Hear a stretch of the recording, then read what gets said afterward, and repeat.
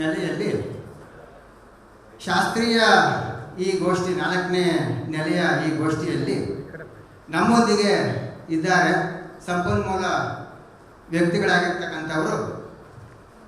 ಮೊದಲಿಗೆ doctor C K Jagadish sir, ಇವರನ್ನು ಅತ್ಯಂತ ಪ್ರೀತಿಯಿಂದ ನಾನು ವೇದಿಕೆಗೆ ಬರಮಾಡಿಕೊಡ್ತಾ ಇದ್ದೀನಿ.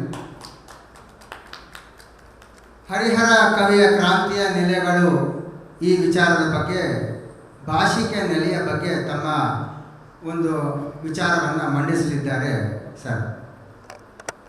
ಹಾಗೆ ಭಕ್ತಿಯ ನೆಲೆ, ಹರಿಹರ ಕವಿಯ ಕ್ರಾಂತಿಯ ನೆಲೆಯಲ್ಲಿ ಭಕ್ತಿಯ ನೆಲೆಯ ಬಗ್ಗೆ ತಮ್ಮ ವಿಚಾರವನ್ನು ನಮ್ಮೊಂದಿಗೆ ಹಂಚಿಕೊಳ್ಳಿದ್ದಾರೆ ಡಾಕ್ಟರ್ ಎಸ್ ಪೂರ್ಣಿಮಾ ಮೇಡಮ್ ಅವರು. ಅವರನ್ನು ನಾನು ಕಳಕಳಿಯಿಂದ ವೇದಿಕೆಗೆ ಸ್ವಾಗತಿಸ್ತಾ ಇದ್ದೀನಿ. ಕೊನೆಯದಾಗಿ ಮತ್ತೆ ಹರಿಹರ ಕವಿಯ ಕ್ರಾಂತಿಯ ನೆಲೆಗಳಲ್ಲಿ ಯಾವ ರೀತಿ ವಸ್ತು ವಿನ್ಯಾಸ ಇದೆ ಅನ್ನೋದನ್ನು ನಮಗೆ ತಿಳಿಯಪಡಿಸಲಿದ್ದಾರೆ ಡಾಕ್ಟರ್ ಕುಸುಮಾ ಮೇಡಮ್. ಮೇಡಮ್, ನೀವು ಸಹ ದಯಮಾಡಿ ವೇದಿಕೆಗೆ ಬನ್ನಿ ಅಂತ ನಾನು ಸ್ವಾಗತಿಸ್ತಾ ಇದ್ದೀನಿ.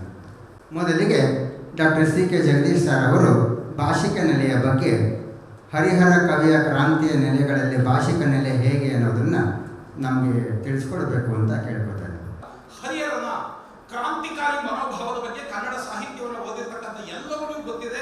ನಾವೆಲ್ಲರೂ ಅವನ ಕ್ರಾಂತಿ ಕವಿ ಎಂದೇ ಕರೆಯುತ್ತೇವೆ. ಕೆಲವರು ಸಾಹಿತ್ಯವನ್ನು ಅಧ್ಯಯನ ಮಾಡುವ ಸಂದರ್ಭದಲ್ಲಿ ಅವನ ಭಕ್ತಿ ಕವಿ, ಅವನನ್ನ ಕ್ರಾಂತಿ ಕವಿ, ರಗಳೆಯ ಕವಿ ಇವೆಲ್ಲ ಸಾಹಿತ್ಯ ಅಧ್ಯಯನ ಮಾಡಿರ್ತಕ್ಕಂಥ ವಿದ್ಯಾರ್ಥಿಗಳು, ಸಾಹಿತ್ಯ ಸಹೃದಯರು ಗಮನಿಸಿಯೇ ಇದೆ. ನಮಗೆಲ್ಲ ಗೊತ್ತಿರುವಂತೆ ಕನ್ನಡ ಸಾಹಿತ್ಯದ ಪ್ರಾರಂಭದಿಂದ ಹಿಡಿದು 11ನೇ ಶತಮಾನದ ಕೊನೆಯವರೆಗೆ ಕನ್ನಡ ಸಾಹಿತ್ಯದಲ್ಲಿ ಚಂಪು ಸಾಹಿತ್ಯ ಕಾವ್ಯ ಮಾರ್ಗವಾಗಿತ್ತು ಎಂಬುದನ್ನು ಗಮನಿಸಿದ್ದೇವೆ. ಒಡ್ಡರಾಧನೆ ಒಂದನ್ನು ಬಿಟ್ಟರೆ ಬಹುತೇಕ ಹೆಚ್ಚಿನ ಕಾವ್ಯಗಳು ಪ್ರೌಢವೂ ಗಂಭೀರವೂ ಸಂಸ್ಕೃತ ಬಲಿಷ್ಠವೂ ಆದಂತಹ ಚಂಪು ಮಾರ್ಗವನ್ನು ಹೊಂದಿದ್ದವು. ಚಂಪು ಮಾರ್ಗದಲ್ಲಿಯೇ ಇದ್ದವು. ಆ ಕಾವ್ಯ ಮಾರ್ಗ ಏನಿದೆ ಚಂಪು ಮಾರ್ಗ, ಅಂತಹ ಚಂಪು ಮಾರ್ಗವನ್ನ ಬಿಟ್ಟು ಜನಸಾಮಾನ್ಯರ ಜೊತೆಯಲ್ಲಿ ಜನಸಾಮಾನ್ಯರಿಗೆ ತಿಳಿಯುವಂತೆ ಜನಸಾಮಾನ್ಯರ ಭಾಷೆಯಲ್ಲಿಯೇ ಸಾಹಿತ್ಯವನ್ನು ರಚಿಸುತ್ತಾ ತಮ್ಮ ಅರಿವು ಆಚಾರಗಳನ್ನು ಜನಸಾಮಾನ್ಯರಿಗೆ ತಿಳಿಸಲಿಕ್ಕೆ ಪ್ರಯತ್ನ ಮಾಡಿದಂತಹ ಶರಣರು ಏನಿದ್ದಾರೆ, ಆ ಶರಣರ ದಿವ್ಯ ವಾಣಿ ನಮಗೆಲ್ಲ ಗೊತ್ತಿರುವಂತೆ ವಚನ ಸಾಹಿತ್ಯ ಆಯಿತು. ಆ ವಚನ ಸಾಹಿತ್ಯದ ಪ್ರಭಾವದಿಂದಾಗಿಯೇ ಕ್ರಿಸ್ತ ಶಕ 13ನೇ ಶತಮಾನದ ಪೂರ್ವಾರ್ಧದಲ್ಲಿ ಜೀವಿಸಿದ್ದಂತಹ ಹಂಪೆಯ ಹರೀಶ್ವರ ತನ್ನದೇ ಆದ ಒಂದು ಕ್ರಾಂತಿಕಾರಿ ಮನೋಭಾವವನ್ನು ರೂಢಿಸಿಕೊಂಡು ತನ್ನ ಸ್ವತಂತ್ರ ಕಾವ್ಯ ಧೋರಣೆಯನ್ನ ಆತ ರೂಪಿಸಿಕೊಂಡ. ನಾನು ಹಿಂದೆ ಹೇಳಿದಂತೆ ಈಗಾಗಲೇ ಚಂಪು ಕಾವ್ಯಗಳಲ್ಲಿ ಇದ್ದಂತಹ ಆ ಪ್ರೌಢತೆಯನ್ನ, ಆ ಗಾಂಭೀರ್ಯವನ್ನ ಹರಿಹರ ಬಳಸಲಿಕ್ಕೆ ಆಗಲಿಲ್ಲ ಅಂತ ಅಲ್ಲ, ಅದನ್ನು ಮುಂದೆ ಹೇಳ್ತೀನಿ. ಅದನ್ನು ತನ್ನ ಭಾಷೆಯಲ್ಲಿ ಎಷ್ಟು ಆತ ಒಂದು ಕ್ರಾಂತಿಕಾರಿ ಮನೋಭಾವವನ್ನು ತಂದುಕೊಂಡ ಅಂದ್ರೆ, ನಾನಿದನ್ನ ನನ್ನ ಕೆಲವು ಕೃತಿಗಳನ್ನ ಇಟ್ಕೊಂಡೆ ಅದನ್ನ ಟಿಪ್ಪಣಿ ಮಾಡಿಕೊಂಡಿದ್ದೇನೆ. ಡಿ ವಿ ಶೇಷಗಿರಿರಾವ್ ಅವರು ಬೆಂಗಳೂರು ಕನ್ನಡ ಸಮಗ್ರ ಸಾಹಿತ್ಯ ಚರಿತ್ರೆಯಲ್ಲಿ ಹರಿಹರನ ಶೈಲಿ ಎನ್ನುವ ವಿಚಾರವನ್ನು ಕುರಿತು ವಿವರಿಸಿದ್ದಾರೆ. ಅದನ್ನ ಇಟ್ಟುಕೊಂಡು ನಾನು ಕೆಲವು ಪಾಯಿಂಟ್ಸ್ಗಳನ್ನ ಗಮನಿಸಿ ನಿಮ್ಮ ಮುಂದೆ ಹೇಳ್ತಾ ಇದ್ದೇನೆ. ಶರಣ ಸಾಹಿತ್ಯ ಅಂತ ಏನ್ ಕರ್ವಿ ನಾವೀಗ, ಆ ಬಸವಾದಿ ಪ್ರಮಥರ ದಿವ್ಯ ವಾಣಿ ಅದು ಒಂದು ರೀತಿಯ ಧಾರ್ಮಿಕ ಕ್ರಾಂತಿಗೆ ಕಾರಣವಾದರೆ, ಸಾಹಿತ್ಯಿಕ ಕ್ರಾಂತಿಗೆ ಕಾರಣವಾದದ್ದು ಹರಿಹರನ ಈ ಕೃತಿ ರಚನೆ. ಹರಿಹರ ಎಲ್ಲರೂ ಹೇಳುವಂತೆ ಭಾಷಿಕ ವಿಚಾರದಲ್ಲಿ ಸಾಕಷ್ಟು ಬದಲಾವಣೆಯನ್ನು ತಂದುಕೊಂಡ ನಿಜ. ಆದಷ್ಟು ಸಂಸ್ಕೃತ ಪದಗಳನ್ನು ಕಡಿಮೆ ಮಾಡಿ ತನ್ನ ರಗಳೆಗಳನ್ನು ರಚಿಸಿದ. ಇವನಿಗೆ ಯಾವಾಗ ಚಂಪು ಮಾರ್ಗ ಗೊತ್ತಿಲ್ಲ, ಬರೀ ರಗಳೆಯ ಕವಿ ಅಂತ ಕೆಲವರು ಅವಹೇಳನಕಾರಿಯಾಗಿ ಮಾತನಾಡಿದ್ರು ಎಂಬುದನ್ನು ಸಿದ್ದನಂಜೇಶ ಇವನು ಒಂದು ಚಿಕ್ಕ ಕಥೆಯ ರೂಪದಲ್ಲಿ ಹೇಳ್ತಾನೆ. ಅದು ನಿಜನ ಸುಳ್ಳು ಗೊತ್ತಿಲ್ಲ. ರಗಳೆಯ ಕವಿ ಅಂತ ಯಾವ ಇವನನ್ನ ಅವಹೇಳನ ಅಣಕಿಸಿ ಮಾತನಾಡಿದ್ದಕ್ಕೋಸ್ಕರ ಚಂಪು ಕಾವ್ಯವನ್ನು ಬರೆದ ಅಂತ ಕೆಲವರು ಹೇಳ್ತಾರೆ. ಅದರ ಬಗ್ಗೆ ಸಾಕಷ್ಟು ಚರ್ಚೆ ನಡೆದಿದೆ. ಡಾಕ್ಟರ್ ವಂಶ್ರೀ ಮುಗಳಿಯವರು ಕೂಡ ಅದರ ಬಗ್ಗೆ ಪ್ರಸ್ತಾಪ ಮಾಡ್ತಾರೆ. ನಾನು ಏನು ಹೇಳ್ಕೊಟ್ಟಿದ್ದೀನಿ ಅಂದ್ರೆ, ಭಾಷಿಕ ವಿಚಾರದಲ್ಲಿ ಹರಿಹರ ಕ್ರಾಂತಿ ಮಾಡಿದ್ದು ನಿಜ.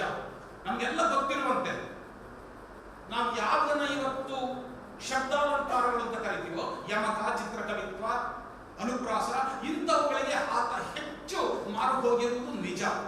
ಆತನ ಗಿರಿಜಾ ಕಲ್ಯಾಣದಲ್ಲಿ, ಆತನ ಕೆಲವು ರಗಳೆಗಳಲ್ಲಿ ಆತ ಆಡ್ತಕ್ಕಂತಹ ಮಾತುಗಳು, ಅವರು ಬರೀತಕ್ಕಂಥ ಭಾಷೆ, ಅದು ಗದ್ಯ ಆಗಿರಲಿ ಪದ್ಯ ಆಗಿರಲಿ, ಅವನು ಬಳಸ್ತಕ್ಕಂಥ ಪದ ಪ್ರಯೋಗಗಳಿದಾವಲ್ಲ, ಅಲ್ಲಿ ಅವನಿಗೆ ನಿಜವಾಗಿಯೂ ಕೂಡ ತನ್ನ ಪಾಂಡಿತ್ಯವನ್ನು ತೋರಿಸಿಕೊಳ್ಳಬೇಕೆಂಬುದು ಆವೇಶ ಇತ್ತೇನೋ ಅಂತ ಅನಿಸುತ್ತೆ. ಆದರೆ ನಮ್ಮಲ್ಲಿ ಬರೀತಾರೆ ಬಿ ಬಿ ಹೆಂಡಿ ಅಂತ ಒಬ್ಬ ವಿದ್ವಾಂಸರು ಬರೀತಾರೆ,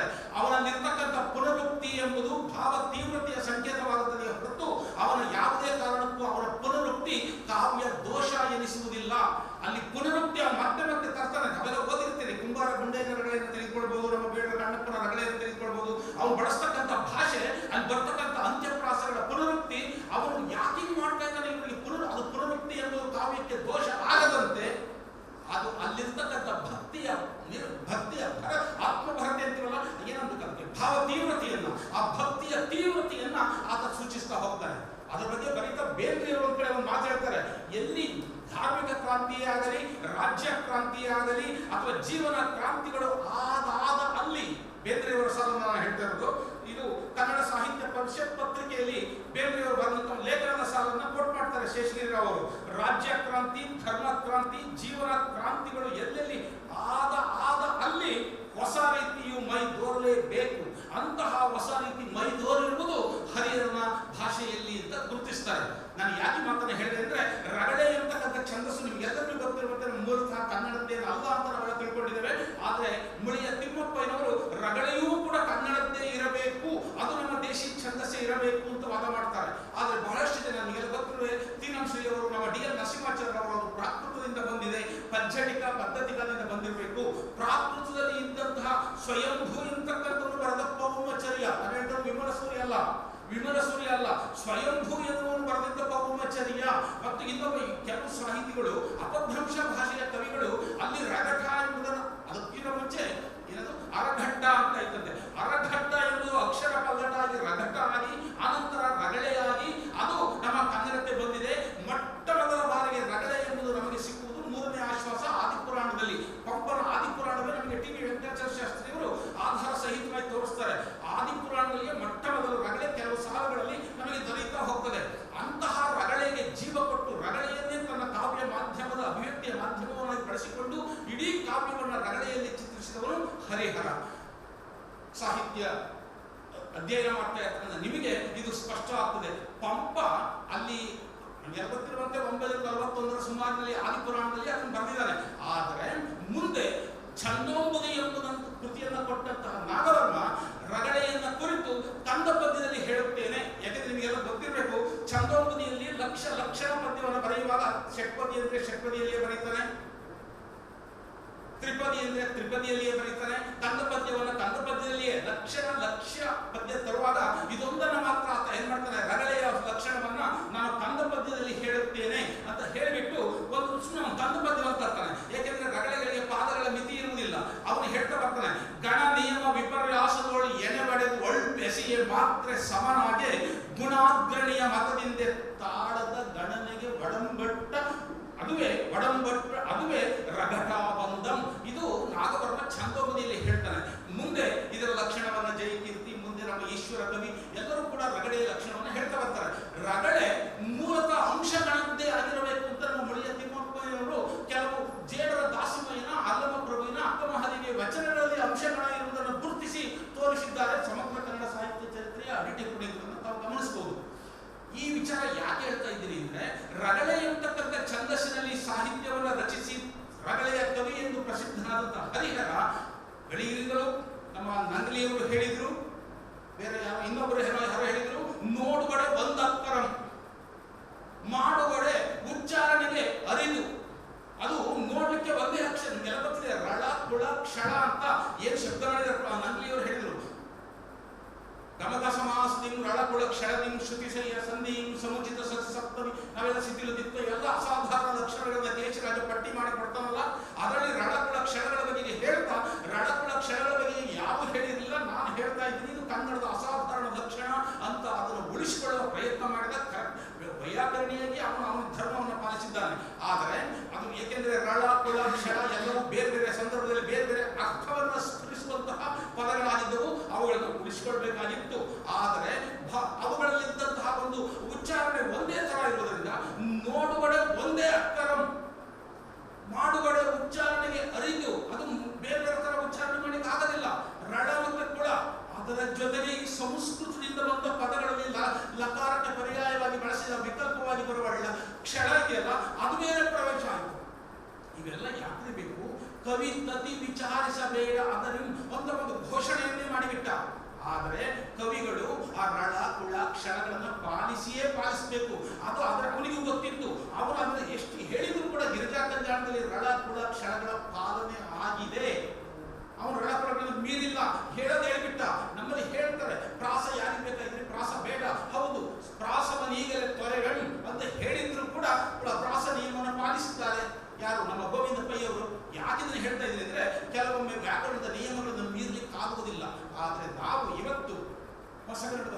ಸಂದರ್ಭದಲ್ಲಿ ಕೂಡ ಒಂದನ್ನೇ ಉಳಿಸಿಕೊಂಡಿದ್ದೀವಿ. ನಾವೆಲ್ಲರೂ ಹರಿಹರನನ್ನು ಪಾಲಿಸಿದ್ದೇವೆ, ನಾವು ಕೇಶರಾಜನನ್ನು ಪಾಲಿಸಿಲ್ಲ. ವೈಯಾಕರಣಿಗಳು ಹೇಳಿದ ನಿಯಮಗಳನ್ನು ಎಲ್ಲರೂ ಪಾಲಿಸಕ್ಕಾಗೋದಿಲ್ಲ ಅನ್ನಲಿಕ್ಕೆ ನಾವೇ ಒಂದು ಉದಾಹರಣೆಯಾಗಿದ್ದೀವಿ. ನಾವು ಶಕಟ ರೇಖವನ್ನು ಬಿಟ್ಟು ರೇಖವನ್ನು ಮಾತ್ರ ಪಾಲಿಸ್ತಾ ಇದ್ದೀವಿ. ರಳ ಕ್ಷಳ ಬಿಟ್ಬಿಟ್ಟು ಕುಳ ಒಂದನ್ನೇ ನಾವೀಗ ಬಳಸ್ತಾ ಹೋಗ್ತಾ ಇದ್ದೀವಿ. ಯಾಕೆ ಮಾತಂತಂದ್ರೆ ಅಕ್ಷರಗಳನ್ನು ಬಳಸುವ ವಿಚಾರದಲ್ಲಿ ಮತ್ತು ಆತ ಕಾವ್ಯದಲ್ಲಿ ಭಾಷೆಯನ್ನು ಹೇಗೆ ತರಬೇಕು, ಅವನು ಏನು ಹೇಳುವಾಗಿದ್ದ, ಅವರ ಭಕ್ತಿ ಭಂಡಾರಿ ಮುತ್ತಿನ ಹಾರದಂತೆ, ಸ್ಫಟಿಕದ ಶಲಾಕೆಯಂತೆ, ಏನದು ಮಾಣಿಕ್ಯದ ದೀಪ್ತಿಯಂತೆ ಅಂತ ಇಡೀ ಜಗತ್ತು ಮೆಚ್ಚುವಂತಿರಬೇಕಷ್ಟೇ. ಲಿಂಗ ಅಂದ್ರೆ ಬ್ರಹ್ಮಾಂಡ ಮೆಚ್ಚುವಂತಿರಬೇಕು, ಜಗತ್ತಿನ ಜನ ಒಕ್ಕಬೇಕಷ್ಟೇ. ಆ ರೀತಿಯಲ್ಲಿ ಸಾಹಿತ್ಯ ತರಬೇಕು. ಅಂತಹ ಸಾಹಿತ್ಯಿಕ ಭಾಷೆಯನ್ನು ರೂಪಿಸಿಕೊಂಡಿದ್ದಂಥ ಹರಿಹರ ತನ್ನ ಗಿರಿಜಾ ಕಲ್ಯಾಣದಲ್ಲಿಯೇ ಹೇಳುತ್ತಾನೆ. ನಾನು ಬೇಕು ಅಂತ ಆ ಪದ್ಯವನ್ನ ಇಲ್ಲಿ ತಗೊಂಡೆ. ಎಷ್ಟು ಅದ್ಭುತವಾಗಿ ಭಾಷೆಯನ್ನು ಬಳಸ್ತಾ ನಾನು ಮತ್ತೆ ಹೇಳಿದ್ನಲ್ಲ, ಆ ಚಿತ್ರ ಕವಿತ್ವವನ್ನು ತರ್ತಾನೆ. ಕೆಲವೊಮ್ಮೆ ಯಾವತ್ತ ಅಲಂಕಾರಗಳನ್ನು ತಂದು ತನ್ನ ಪಾಂಡಿತ್ಯವನ್ನು ತೋರಿಸ್ತಾನೆ. ಅಷ್ಟೇ ನಿಧಾನವಾಗಿ ಕಾವ್ಯ ಭಾಷೆ ಹೇಗಿರಬೇಕು, ನನ್ನ ಕಾವ್ಯ ಹೇಗಿರಬೇಕು ಅಂದ್ರೆ ಒಂದ್ ಕಡೆ ಹೇಳ್ತಾನೆ ಆತ ಸುರತರುವಿನಂತೆ. ಅವನು ಕೊಡುವ ಉಪಮೆಗಳನ್ನ ಗಮನಿಸ್ಬೇಕು. ನಾವು ಅದನ್ನು ತುತ್ತಾಕೊಂಡಿದ್ದೀವಿ ಒಂದ್ ಕಡೆಯಲ್ಲಿ. ಸುರತರುವಿನಂತೆ, ಸುಜನರ ಸಿರಿಯಂತೆ, ಅವುಗಳ ಅರ್ಥಗಳನ್ನು ಗ್ರಹಿಸ್ತಾ ಹೋಗ್ಬೇಕು. ಹೇಗೆ ನಾವು ಕೇಳಿದ್ದೆಲ್ಲ ಕಲ್ಪನೆ ಮಾಡಿಕೊಳ್ಳುವಂತಹ ಕಲ್ಪವೃಕ್ಷವೋ ನಾವು ಆಡುವ ಭಾಷೆ, ನಮ್ಮ ಕಾವ್ಯ ಹೇಗಿರಬೇಕು ಅಂದ್ರೆ ಸುರತರುವಿನಂತೆ, ಸುಜನರ ಸಿರಿಯಂತೆ,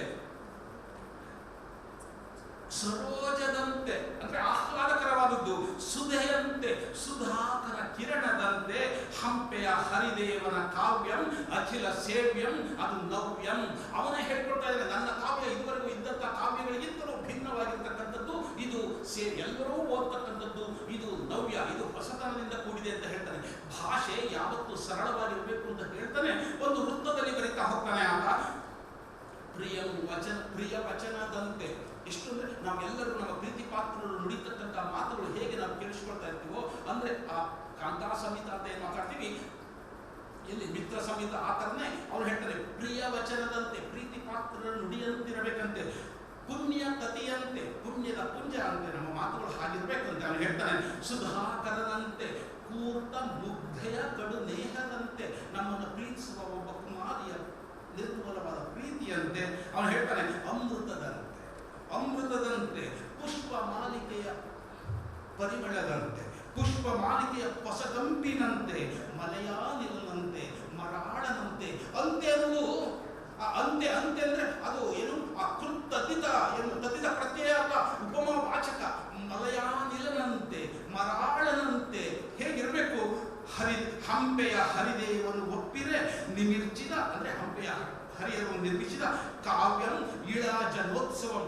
ಕಾವ್ಯ ಎಂಬುದು ಇಳಾ ಜನಕ್ಕೆ ಉತ್ಸವ ಆಗಬೇಕಂತೆ, ಸಂಭ್ರಮ ಆಗಬೇಕು. ಕಾವ್ಯವನ್ನು ಏನೋ ಬರಿಬೇಕು ಅಲ್ಲ, ಅದು ಉತ್ಸವವೂ ಆಗಬೇಕು, ಉತ್ಸಾಹವನ್ನು ಹೆಚ್ಚಿಸಬೇಕು, ಸಂಭ್ರಮವನ್ನು ತರಬೇಕು. ಈಗ ನಾವು ಯಾವ ಒಂದು ಸಮ್ಮೇಳನಕ್ಕೆ ಹೋದಾಗ ಹೇಗೆ ಅದು ಸಂಭ್ರಮವನ್ನು ಹೆಚ್ಚಿಸ್ತದೆಯೋ, ಕಾವ್ಯ ಎನ್ನುವುದು ಇಳಾ ಜನಕ್ಕೆ ಅದು ಕಾವ್ಯ ಉತ್ಸಾಹವನ್ನು ತರಬೇಕಂತೆ, ಉತ್ಸವ ಆಗಬೇಕಂತೆ.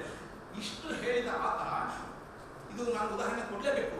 ಪದಗಳನ್ನು ಹೇಗೆ ನಮಗೆ ಎಲ್ಲರಿಗೂ ಇಲ್ಲಿ ಸಾಹಿತ್ಯ ಓದಿರ್ತಕ್ಕಂಥ ಅಧ್ಯಾಪಕರು ಬೋಧಿಸ್ತಕ್ಕಂಥವರಿಂದ ಎಲ್ಲರೂ ಕೂಡ ಈ ತಿರುವಿಲ ಕಂಠರನ್ನ, ಕುಂಬಾರ ಗುಂಡಯ್ಯ, ಅವನು ಕುಣಿತಾ ಇದ್ರೆ ಕುಂಬಾರ ಗುಂಡಯ್ಯ, ಅದು ಕುಣಿತಾ ಇರೋದು ಯಾರು ಇರ್ತಾರೆ ಒಂದ್ ಕಡೆ ಆ ಬಸವಣ್ಣ ಹೂವಿನ ಏನದು ಹರಿಹರ ಕುಣಿತಾ ಇದ್ದಾನೋ, ಕುಂಬಾರ ಗುಂಡಯ್ಯ ಕುಣಿತಾ ಇದ್ದಾನೋ, ಶಿವ ಕುಣಿತಾ ಇದ್ದಾನೋ, ಓದುಗರು ಕುಣಿತಾ ಇದ್ದಾನೋ, ಇರ್ತಾರೆ. ಬಿಬಿ ಎಂಡಿಯವರು ಬರೀತಾರೆ. ನಾನು ಅದನ್ನು ಬೇಕು ಅಂತ ಇಲ್ಲಿ ಒಂದ್ ಕಡೆ ಬಸವಣ್ಣವ್ರ ಬಗ್ಗೆ ಬರೀತಾ ಒಂದು ಮಾತು ಹೇಳ್ತಾರೆ, ಕ್ಷಮಿಸಿ, ತೀನಂಶ್ರೀ ಅವರು ಬರೆದಿರೋದು. ರಗಳೆ ಹರಿಹರನಿಗೆ ಒಗ್ಗಿದಂತೆ, ಹರಿಹರನಿಗೆ ಒಲಿದಂತೆ, ಬೇರಾರಿಗೂ ಅದು ಒಗ್ಗಲಿಲ್ಲ, ಒಲಿಯಲಿಲ್ಲ, ಬಗ್ಗಲೂ ಇಲ್ಲ, ಬಲಿಯಲೂ ಇಲ್ಲ. ಆದ್ದರಿಂದ ಹರಿಹರನೊಬ್ಬನೇ ಕನ್ನಡದಲ್ಲಿ ರಗಳೆಯ ಕವಿ, ಅವನು ಅದ್ವಿತೀಯ. ಏಕತಾನತೆಯಿಂದ ಬೇಸರ ಮೂಡದಂತೆ, ನಾನು ಬೇಕು ಅಂತಾನೆ ಸಾಲುಗಳನ್ನ ತಗೊಂಡೆ, ಕೆ ವೆಂಕಟರಾಮಪ್ಪನವರು ಬರೆದಿರೋದು. ಏಕತಾನತೆಯಿಂದ ಬೇಸರ ಮೂಡದಂತೆ ಪ್ರಾಸಾದಿಕವಾದ ವಾಣಿಯಿಂದ ತನ್ಮಯತೆಯನ್ನು ತಂದು ಬೆರಗು ಮೂಡಿಸುತ್ತಾನೆ ಹರಿಹರ. ಬಸವಣ್ಣ ರಗಳೆ ನಿಮಗೆಲ್ಲ ಗೊತ್ತಿದೆ. ಬಸವರಾಜ ದೇವರ ರಗಳೆ ಮತ್ತು ನಂಬಿಯಣ್ಣ ರಗಳೆಗಳು ಅವನ ರಗಳೆಗಳಲ್ಲಿ ದೀರ್ಘವಾದ ರಗಳೆಗಳು. ಇನ್ನುಳಿದಂತಹ ನಿಲ್ಲಿಸ್ತೀರಿ, ಆ ಇನ್ನುಳಿದಂತಹ ರಗಳೆಗಳು ಕೂಡ ಅಷ್ಟೇ ಸ್ವಾರಸ್ಯಕರವಾದಂತಹ ರಗಳೆಗಳು. ಅಸಾಮಾನ್ಯರ ಅಬ್ಬರದಲ್ಲಿ ಶ್ರೀಸಾಮಾನ್ಯರ ಹುಡುಕಾಟ ಹರಿಹರ ಮಾಡಿದ್ದು ನಿಜ. ಅವ್ರು ಹೇಳ್ತಾ ಬಂದ್ರು ಅಲ್ಲಿ ಆ ಹರಿ ನಮಗೆಲ್ಲ ಗೊತ್ತಿರುವಂತೆ ಅಧಿಭಕ್ತ, ಒಬ್ಬ ಇಳಿಯಾಂಡ ಗುಡಿಮಾರ, ಸಾಮಾನ್ಯರನ್ನು ತಂದು ಕಾವ್ಯದ ನಾಯಕರನ್ನಾಗಿಟ್ಟುಕೊಂಡು ಕಾವ್ಯದಲ್ಲಿ ಒಂದು ಹೊಸ ಧೋರಣೆಯನ್ನು ಸೃಷ್ಟಿ ಮಾಡಿದರಲ್ಲ. ಸಾಮಾನ್ಯರೂ ಕೂಡ ಕಾವ್ಯಕ್ಕೆ ನಾಯಕನಾಗಬಲ್ಲ ಎನ್ನುವುದನ್ನು ಅದನ್ನ ವಸ್ತು ವಿನ್ಯಾಸದವರು ಮಾತಾಡ್ತಾರೆ ಅನ್ಸುತ್ತೆ. ಅದರ ಬಗ್ಗೆ ಕ್ಷಮಿಸಿ ಹೇಳ್ತೀನಿ. ನಾನು ಆ ಬಸವರಾಜ ದೇವರ ಬಗ್ಗೆ ಬರೀತಾ ಇರುವಾಗ ಒಂದು ಮಾತು ಬರುತ್ತೆ, ಅದರಲ್ಲಿ ಹೇಳಬೇಕು. ಹರಿಹರನು ಕನ್ನಡದ ಮಹಾಕವಿಗಳಲ್ಲಿ ಒಬ್ಬ. ವಿಶೇಷವಾಗಿ ವ್ಯಕ್ತಿ ಸಂಪತ್ತಿಯನ್ನು ಪಡೆದು ಸಾಹಿತ್ಯ ಸಂಪತ್ತಿಯಲ್ಲಿ ಅದನ್ನು ಪಡಿಮೂಡಿಸಿದ ಮಹಾಕವಿ ಇವನು. ಬಸವೇಶ್ವರನು ಉಳಿದ ಶರಣರು ಬೆಳಗಿಸಿದ ಕ್ರಾಂತಿಯ ದಾರಿಯಲ್ಲಿ ನಡೆದು ಹರಿಹರ ತನ್ನ ಪ್ರಾತಿಭಾ ಸೃಷ್ಟಿಯಿಂದ ಹರಿಹರ ಮಾರ್ಗ ಎಂಬುದನ್ನೇ ನಿರ್ಮಾಣ ಮಾಡಿದ. ಅದಕ್ಕೋಸ್ಕರವೇ ಅವನನ್ನ ಯುಗ ಪ್ರವರ್ತಕ ಕವಿ ಎಂದು ಕರೆಯುತ್ತೇವೆ. ಹೌದು, ಹರಿಹರನು ಉದಿಸಿದ ಮಾರ್ಗ ಎಂಬುದಾಗಿ ಅದನ್ನು ಗುರುತಿಸಲಾಗುತ್ತದೆ. ಅದಕ್ಕೋಸ್ಕರವೇ ಅವನನ್ನ ಕ್ರಾಂತಿ ಕವಿ, ಶಿವಕವಿ ಎಂದು ಕರೆಯುತ್ತೇವೆ. ಬಂಧುಗಳೇ, ಸಹೃದಯ ಮಿತ್ರರೇ, ಕೊನೆಯದಾಗಿ ನಾನು ಮಾತು ಹೇಳಬೇಕು. ನಮ್ಮಲ್ಲಿ ನಂದಲ ಸಾಲಿದು ಅವರೇ ಯಾರು ಡಿ ವಿ ಶೇಷಗಿರಿ ರಾಯರು ಹೇಳ್ತಾ ಹೋಗ್ತಾರೆ, ರಗಳೆ ಎಂಬುದು ಹುಟ್ಟು ಪಡೆದದ್ದು ನಿಜವಾಗಿಯೂ ಕೂಡ ಅದು ಎಲ್ಲೇ ಇರಲಿ, ಅದು ಪ್ರಾಕೃತದಲ್ಲಿರಲಿ, ಅಪಭ್ರಂಶದಲ್ಲಿರಲಿ, ಯಾವುದೇ ಭಾಷೆಯಲ್ಲಿರಲಿ, ಅದು ನಿಜವಾಗಿ ಕಾವ್ಯಕ್ಕೆ ಬಂದು ತನ್ನದೇ ಆದಂತಹ ಒಂದು ರೂಪವನ್ನು ಪಡೆದುಕೊಂಡದ್ದು ಕನ್ನಡದಲ್ಲಿ. ಹುಟ್ಟು ಪಡೆದದ್ದು ಹರಿಹರನಿಂದ, ಮರುಹುಟ್ಟು ಪಡೆದದ್ದು ಕುವೆಂಪು ಅವರ ಶ್ರೀ ರಾಮಾಯಣ ದರ್ಶನಮಿಂದ ಅಂತ ಹೇಳಿ ಅವರು ಬರಿತಾ ಹೋಗ್ತಾರೆ. ನಾನು ಅದನ್ನು ಯಾಕೆಂದ್ರೆ ಬೇರೆಯವರು ಕೂಡ ತ್ರಿಭುವನ ತಾತ ಆಗ್ಬೋದು, ಇನ್ನೂ ಬೇರೆ ಬೇರೆಯವರು ಕೂಡ ರಗಳೆಯಲ್ಲಿ ಬರೆದಿದ್ದಾರೆ. ಆದರೆ ಹರಿಹರ ನಿಜವಾಗಿಯೂ ಕೂಡ ಇವನಿಂದ ಮುಂಚೆ, ಹರಿಹರನಿಗಿಂತ ಮುಂಚೆ ನಾನು ಹೇಳಿದ್ದಲ್ಲ, ವಿಕ್ರಮಾರ್ಜುನ ವಿಜಯದಲ್ಲಿಯೂ ಆದಿಪುರಾಣದಲ್ಲಿಯೂ ರಗಳೆ ಅಲ್ಲಲ್ಲಿ ನಮ್ಮ ಕೊಂದನಲ್ಲಿಯೂ ಕೂಡ ಶಾಂತಿನಾಥ ಪುರಾಣ ಬಂದಿದೆ. ಆದರೆ ಯಶಸ್ವಿಯಾಗಿ ರಗಳೆಯನ್ನು ದುಡಿಸಿಕೊಂಡು ರಗಳೆಯ ಕವಿ ಆದರೂ ಕೂಡ ಇಲ್ಲಿ ನಾನು ಇನ್ನೂ ಕೆಲವು ಸಾಲುಗಳನ್ನ ಜಂಪ್ ಮಾಡಿದೆ. ಅಲ್ಲಿ ಬರ್ತಕ್ಕಂಥ ಕಾಮದಹನ ಪ್ರಸಂಗ ಇದೆಯಲ್ಲ ಗಿರಿಜಾ ಕಲ್ಯಾಣದಲ್ಲಿ, ಅಲ್ಲಿ ಬರುವಂತಹ ಆ ಸಂದರ್ಭ ಆಗ್ಬೋದು, ಆ ಕಣ್ಣು ಮುಂದೆ ಕಟ್ಟಬೇಕದು, ಆ ಚಿತ್ರಿಸ್ತಕ್ಕಂತಹ ಆ ವೃತ್ತಗಳು, ಅವನು ಆ ಹಡಗಣ್ಣನ್ನು ಬಿಟ್ಟ ತಕ್ಷಣ ಕಾಮ ಹೇಗೆ ದಹಿಸಿ ಹೋದ ಎನ್ನುವುದನ್ನ ಆ ಭಾಷೆಯಲ್ಲಿ ತರುವಂತಹ ಭಾವ ಇದೆಯಲ್ಲ, ಅದು ಅದ್ಭುತವಾದಂಥದ್ದು. ನಾನಿಲ್ಲಿ ಪರಿಚಯ ಮಾಡಿಕೊಂಡು ನನಗೆ ಕೊಟ್ಟಿರೋ ಸಮಯದಲ್ಲಿ ಸ್ವಲ್ಪ ಸಂಕ್ಷಿಪ್ತವಾಗಿ ಸ್ವಲ್ಪ ಆವೇಶದಲ್ಲಿ ಮಾತನಾಡಿದ್ದೇನೆ. ಆವೇಶದ ಕವಿ ಅಂತೆ ಹರಿಹರ, ಯಾವುದು ನನಗೆ ಗೊತ್ತು, ನೀವು ಯಾಕಿದ್ರೆ ಓಕೆ, ಇಲ್ಲೇ ಬರ್ಕೊಂಡಿದ್ದೀನಿ. ಆಗ್ಲಿ ಬಂಧುಗಳೇ, ನನಗೆ ಇಷ್ಟು ಅವಕಾಶ ಮಾಡಿಕೊಟ್ಟದಕ್ಕೆ ಮತ್ತು ನನ್ನ ಎಲ್ಲ ಸಹೋದ್ಯೋಗಿ ಮಿತ್ರರು ಮತ್ತು ಸಮಾಜಮುಖಿ ಸಮ್ಮೇಳನದ ಎಲ್ಲ ರೂವಾರಿಗಳಿಗೆ ನಾನು ವಂದಿಸಿದ ಮಾತುಗಳನ್ನು ಮುಗಿಸ್ತೇನೆ. ನಿಮಗೂ ಕೂಡ ಧನ್ಯವಾದಗಳು. ಹರಿಹರ ಕವಿಯ ಕ್ರಾಂತಿಯ ನೆಲೆಗಳು ಇದರ ಬಗ್ಗೆ ಅತ್ಯಂತ ಪರಿಣಾಮಕಾರಿಯಾಗಿ ಭಾವಾವೇಶದಿಂದ ಮನಸ್ಸು ಮುಟ್ಟುವಂತೆ ತೀವ್ರವಾಗಿ ವಿಷಯವನ್ನು ನಿರೂಪಿಸಿಕೊಟ್ಟಿರ್ತಕ್ಕಂಥ ಡಾಕ್ಟರ್ ಜಗದೀಶ್ ಸರ್ ಅವರಿಗೆ ನಾನು ಧನ್ಯವಾದಗಳನ್ನು ಅರ್ಪಿಸ್ತೀನಿ. ಈಗ ಮುಂದೆ ಭಕ್ತಿಯ ನೆಲೆಯ ಬಗ್ಗೆ ಡಾಕ್ಟರ್ ಪೂರ್ಣಿಮಾ ಮೇಡಮ್ ಅವರು ವಿಚಾರವನ್ನು ಮಂಡಿಸಬೇಕು ಅಂತ ಕೇಳ್ಕೊಳ್ತೀನಿ. ಹರಿಹರನ ಭಕ್ತಿಯ ನೆಲೆಗಳು. ಭಕ್ತಿಗೆ ಭಂಡಾರಿ ಬಸವಣ್ಣ ಆದರೆ ಭಕ್ತಿಗೆ ಮಹಾಕವಿ ಹರಿಹರ. ಹಾಗಾಗಿ ಕುವೆಂಪು ಅವರು ಹೇಳ್ತಾರೆ, ಆಧ್ಯಾತ್ಮಿಕ ಕ್ಷೇತ್ರದಲ್ಲಿ ಬಸವಣ್ಣನವರು ಮಾಡಿದಂತಹ ಮಹಾಕ್ರಾಂತಿಯನ್ನ ಸಾಹಿತ್ಯದಲ್ಲಿ ಹರಿಹರ ಮಾಡಿದ್ದಾನೆ ಅಂತ. ಅದು ಅಕ್ಷರ ಸಹ ನಿಜವಾದುದು.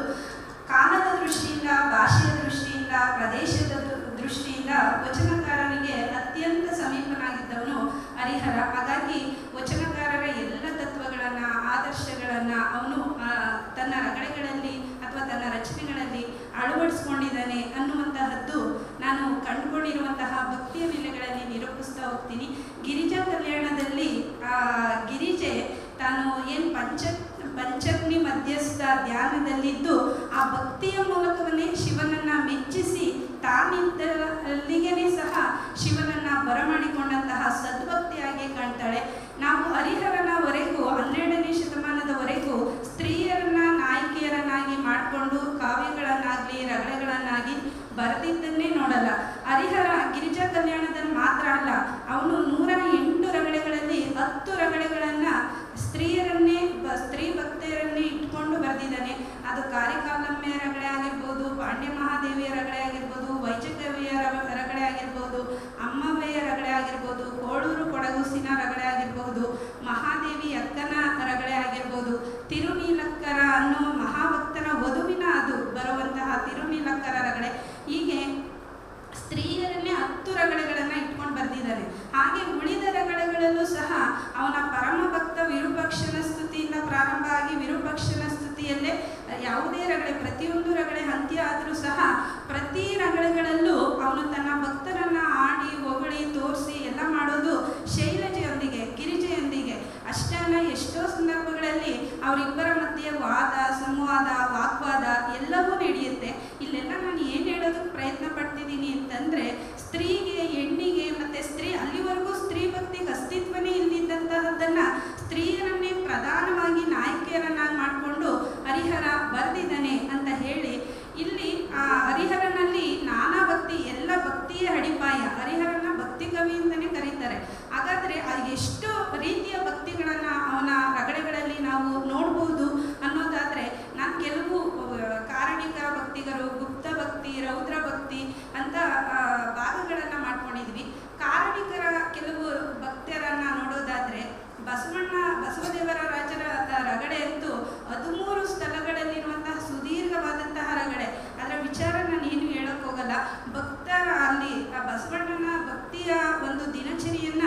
ಹರಿಹರನ ದಿನಚರಿ ಬೇರೆ ಆಗಿರಲಿಲ್ಲ, ಬಸವಣ್ಣನ ದಿನಚರಿ ಬೇರೆ ಆಗಿರಲಿಲ್ಲ ಅನ್ನೋದನ್ನ ನಾವು ನೋಡ್ತೀವಿ.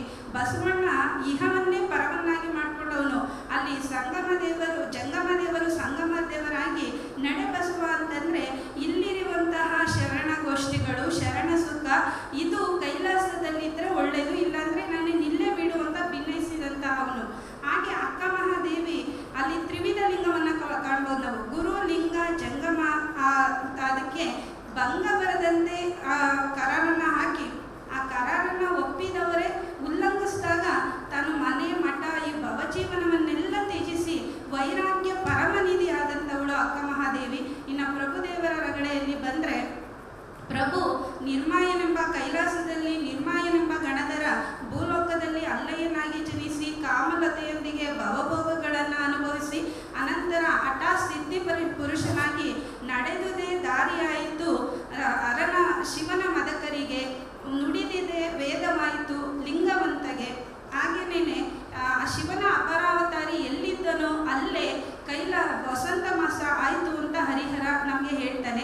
ಇನ್ನು ನಂಬಿಯಣ್ಣನ ರಗಳೆಯಲ್ಲಂತೂ ನಂಬಿಯಣ್ಣನ ರಗಳೆ ತುಂಬ ಸುದೀರ್ಘವಾದದ್ದು, ಅದರ ಕಥೆಯನ್ನೇ ಒಂದು ಗಂಟೆ ಹಾಕಿಬಿಡುತ್ತೆ. ನಂಬಿಯಣ್ಣನಿಗೆ ತೊತ್ತನ ರುದ್ರಮಹೇಶ್ವರ ಲೀಲೆಯಲ್ಲಿ ತೊತ್ತು ಅಂತ ಬಂದವನು ಅವನಿಗೆ ತೊತ್ತಾಗಿ ಅವನು ಮೋಹಿಸಿದಂತಹ ರುದ್ರಕನ್ನಿಕೆಯರನ್ನ ಮದುವೆ ಮಾಡಿಸೋದಕ್ಕೆ ಇವನು ಕುಂಟಲಿಗೆತ್ತಿ ವೇಷವನ್ನು ಹಾಕೋತಾನೆ. ಅನಂತರ ಕ್ಷಾಮ ಬಂದಾಗ ಆ ಭತ್ತದ ಮೂಟೆಗಳನ್ನು ಹೊತ್ತು ಪ್ರತಿಯೊಬ್ಬರ ಮನೆ ಮುಂದೆ ಹಾಕಿ ಅಮಾಲಿಯೂ ಹಾಕ್ತಾನೆ. ಅಂದ್ರೆ ಇಲ್ಲೆಲ್ಲ ಏನ್ ಗೊತ್ತಾಗುತ್ತೆ, ಭಕ್ತರಿಗೋಸ್ಕರ ಭಗವಂತ ಏನ್ ಮಾಡೋದಕ್ಕೂ ಸಿದ್ಧ ಅನ್ನೋದನ್ನ ಇಲ್ಲಿ ನಾವು ಸಾಬೀತುಪಡಿಸ್ಬೋದು. ಇನ್ನು ಕೇಶಿರಾಜ ದಂಡಾಯಕರ ರಗಳೆಯಲ್ಲಿ ತನ್ನ ಶರಣಗೋಷ್ಠಿಗೆ ಭಂಗ ಬಂದಂತಹ ತನ್ನ ದಂಡಾಯಕ ಪದವಿಯನ್ನೇ ನಿರಾಕರಿಸಿ ಭಾಗ್ಯಶ್ರೀಯನ್ನ ಬಿಟ್ಟು ಭಕ್ತಿಶ್ರೀಗೆ ನಿಷ್ಠನಾದಂತಹ ಕೇಶಿರಾಜನಲ್ಲಿ ಆ ಕೊನೆಯಲ್ಲಿ ಬರುತ್ತೆ, ಕೇಶಿರಾಜನೇ ಶರಣಸಿದ್ಧಿಯಾಗಿ ಲಿಂಗವೇ ಪತಿಯಾಗಿ ಅಲ್ಲಿ ಹೊಸಗೆ ಹಾಕಿ ಹೂಮಳೆ ಕರೆದು ದೇವದುಂದುಬಿ ಆಗುವಂತಹ ಈ ಶರಣಶಕ್ತಿ ಮತ್ತೆ ಲಿಂಗಪತಿ ಅನ್ನುವಂತಹ ಆ ಭಕ್ತಿಯ ಸ್ವರೂಪವನ್ನು ನಾವು ಇಲ್ಲಿ ನೋಡಬಹುದು. ಇನ್ನು ಗುಪ್ತ ಭಕ್ತಿಗೆ ಬರೋದಾದ್ರೆ ಅಲ್ಲಿ ನಾವು ಮೇದಿನಿಗೆ ಬೀದಿಗರುವಾದುದು ಎಣ್ಣೆಯ ಭಕ್ತಿ ಅಂತ ಮಾದಾರ ಚೆನ್ನಯ್ಯ ಅಳಹಡಿಸಿದ್ರೆ ಇಲ್ಲಿ ಕಾರಿಕಾಲಮ್ಮೆಯ ರಗಳೆಯಲ್ಲಿ ಎನ್ನ ಭಕ್ತಿ ಹರಿಹಂಚಾಯಿತು ಇನ್ನಿತ್ತು ಸೈರಿಪೆ ಅಂತ ಹೇಳಿ ಆಕೆ ಸಂಸಾರವನ್ನ ಎಲ್ಲ ಬಿಟ್ಟು ಆ ಶಿವನನ್ನರಸಿ ಕಾಡಿಗೆ ಹೋಗಿ ಹಠಯೋಗಿನಿ ಆಗಿದ್ದನ್ನ ನೋಡ್ಬೋದು. ಬರೀ ಭಕ್ತೆಯರು ಮಾತ್ರ ಅಲ್ಲ, ಸಾಮಾನ್ಯ ಭಕ್ತೆಯರಲ್ಲ, ಹಠಯೋಗಿನಿ ಆಗಿ ಅದನ್ನು ಸಹ ನಾವು ಕಾರಿಕಾಲಮ್ಮೆಯ ರಗಳೆಯಲ್ಲಿ ನೋಡಬಹುದು. ಈ ರೀತಿ ಗುಪ್ತ ಭಕ್ತಿ ಮಾತ್ರ ಅಲ್ಲ, ತಿರುನೀಲಕಂಠ ರಗಳೆಯಲ್ಲಿ ಅವರು 16ರಲ್ಲಿ ಮಾಡಿದಂತಹ ಮುಟ್ಟಿದರೆ ಶಿವನಾಣೆ ಅನ್ನುವಂತಹ ಒಂದು ಗುಪ್ತ ಪ್ರತಿಜ್ಞೆಯನ್ನ ಮುಪ್ಪಾನಿ ಮುಪ್ಪು 95 ವರ್ಷಗಳವರೆಗೂ ನಡೆಸಿಕೊಂಡು ಬಂದಂಥದ್ದಾಗಿರ್ಬೋದು. ಹಾಗೆ ಪುಷ್ಪ ರಗಳೆ ಮತ್ತೆ ಬಸವರಾಜ ರಗಳೆಯಲ್ಲಿ ವೈದಿಕರಲ್ಲಿ ಕೇದಿಗೆ ಪುಷ್ಪ ಅದು ನಿಷಿದ್ಧ ಆಗಿದ್ದನ್ನ ಇಲ್ಲಿ ಗುಪ್ತ ಭಕ್ತಿಗೆ ಹೋಲಿಸ್ತಾನೆ. ಹೊರಗೆ ಮುಳ್ಳು ಒಳಗೆ ಕಂಪು ಅನ್ನುವಂತಹ ಹರಿಹರ ನೀಡುವಂತಹ ಈ ಗುಪ್ತ ಭಕ್ತಿಯನ್ನ ಇನ್ನೂ ಹಲವಾರು ರಗಳೆಗಳಲ್ಲಿ ನಾವು ಗುರುತಿಸ್ಬೋದು. ಹಾಗೇನೆ ಇಲ್ಲಿ ಭಕ್ತಿಯ ರೌದ್ರ ಭಕ್ತಿಗೆ ಇನ್ನ ನಾವು ನೋಡೋದಾದ್ರೆ ನಂಬಿಯಣ್ಣ ಶಿವನಿಲಯಕ್ಕೆ ಬಂದವನು ಭಕ್ತರ ಅಷ್ಟೊಂದು ಸಮೂಹ ಇದ್ರೆ ಅವ್ರನ್ನ ಕಡೆಗಣಿಸಿ ನೇರವಾಗಿ ಗರ್ಭಗುಡಿಗೆ ಹೋಗ್ಬಿಡ್ತಾನೆ. ಆಗ ಮರೆಪಿಂಡ ದೇವನಿಗೆ ಭಕ್ತರನ್ನ ಕಡೆಗಣಿಸಿದ್ನಲ್ಲ ಅಂತ ಅವನು ಬಹಿಷ್ಕಾರ ಹಾಕಿ ಕೊನೆಗೆ ಶಿವನು ಅವನ ಪರ ಆಗಿದ್ದಾನೆ ಅಂತ ಅವನಿಗೂ ಬಹಿಷ್ಕಾರವನ್ನ ಹಾಕಿದಂತಹ ಮಹಾಭೂಪನಲ್ಲಿ ಈ ರೌದ್ರ ಭಕ್ತಿಯನ್ನ ನೋಡ್ಬೋದು. ಇದೇ ರಗಳೆಯಲ್ಲಿ ಶಿವನೇ ಹೇಳ್ತಾನೆ, ಭಕ್ತರ ಪರಾಧೀನ ಭಗವಂತ ಅಲ್ಲ, ಭಗವಂತನೇ ಭಕ್ತರ ಪರಾಧೀನ, ಯಾವಾಗಲೂ ಭಕ್ತರು ಭಗವಂತನ ಅಧೀನ ಅಲ್ಲ ಅನ್ನುವಂಥದ್ದನ್ನ ನಂಬಿಯಣ್ಣನಲ್ಲಿ ಹೇಳಿ ನಂಬಿಯಣ್ಣ ಭಕ್ತರಿಗೆ ಹುರುಳು ಸೇವೆ ಮಾಡಬೇಕು. ಆ ರೀತಿ ನಾವು ನೋಡಬಹುದು.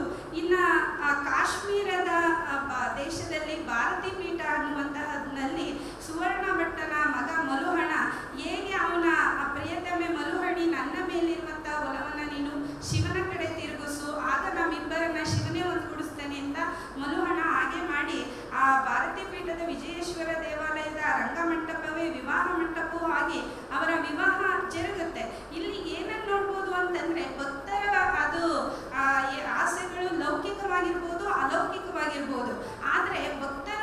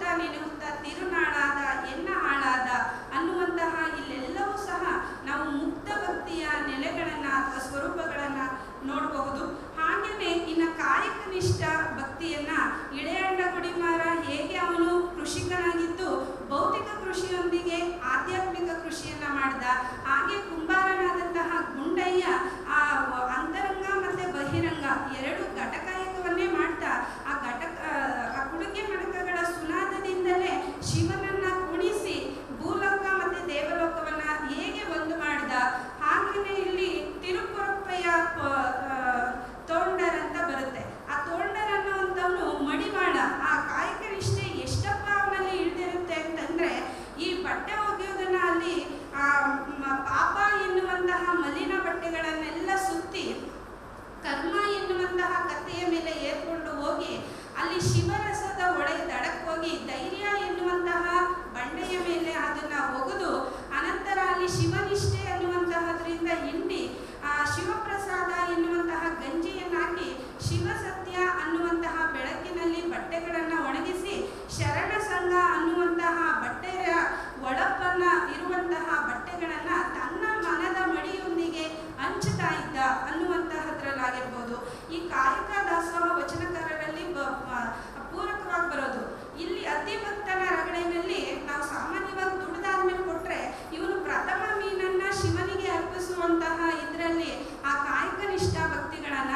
ಇನ್ನು ದಾಸೋಹಕ್ಕೆ ಅತ್ಯುತ್ತಮ ಉದಾಹರಣೆ ಅಂತಂದ್ರೆ ನಿಂಬೆ ಅಕ್ಕನ ರಗಳೆ. ಕೈಲಾಸದಲ್ಲಿ ಆ ಮಧುರಮುಖಿ ಅನ್ನುವಂತಹ ರುದ್ರಕನ್ನಿಕೆಯನ್ನ ಕಲ್ಪಪೂಜೆ ತುತ್ತು ಅಂತ ಅಲ್ಪಮತಿ ಅಂತ ಬೈದು ಪರಿಣಾಮವಾಗಿ ಭೂಲೋಕದಲ್ಲಿ ಒಬ್ಬ ಬ್ರಾಹ್ಮಣನ ಮನೆಯಲ್ಲಿ ದಾಸಿಯಾಗಿ ಅಥವಾ ತೊತ್ತಾಗಿ ಬೆಳೀತಾಳೆ.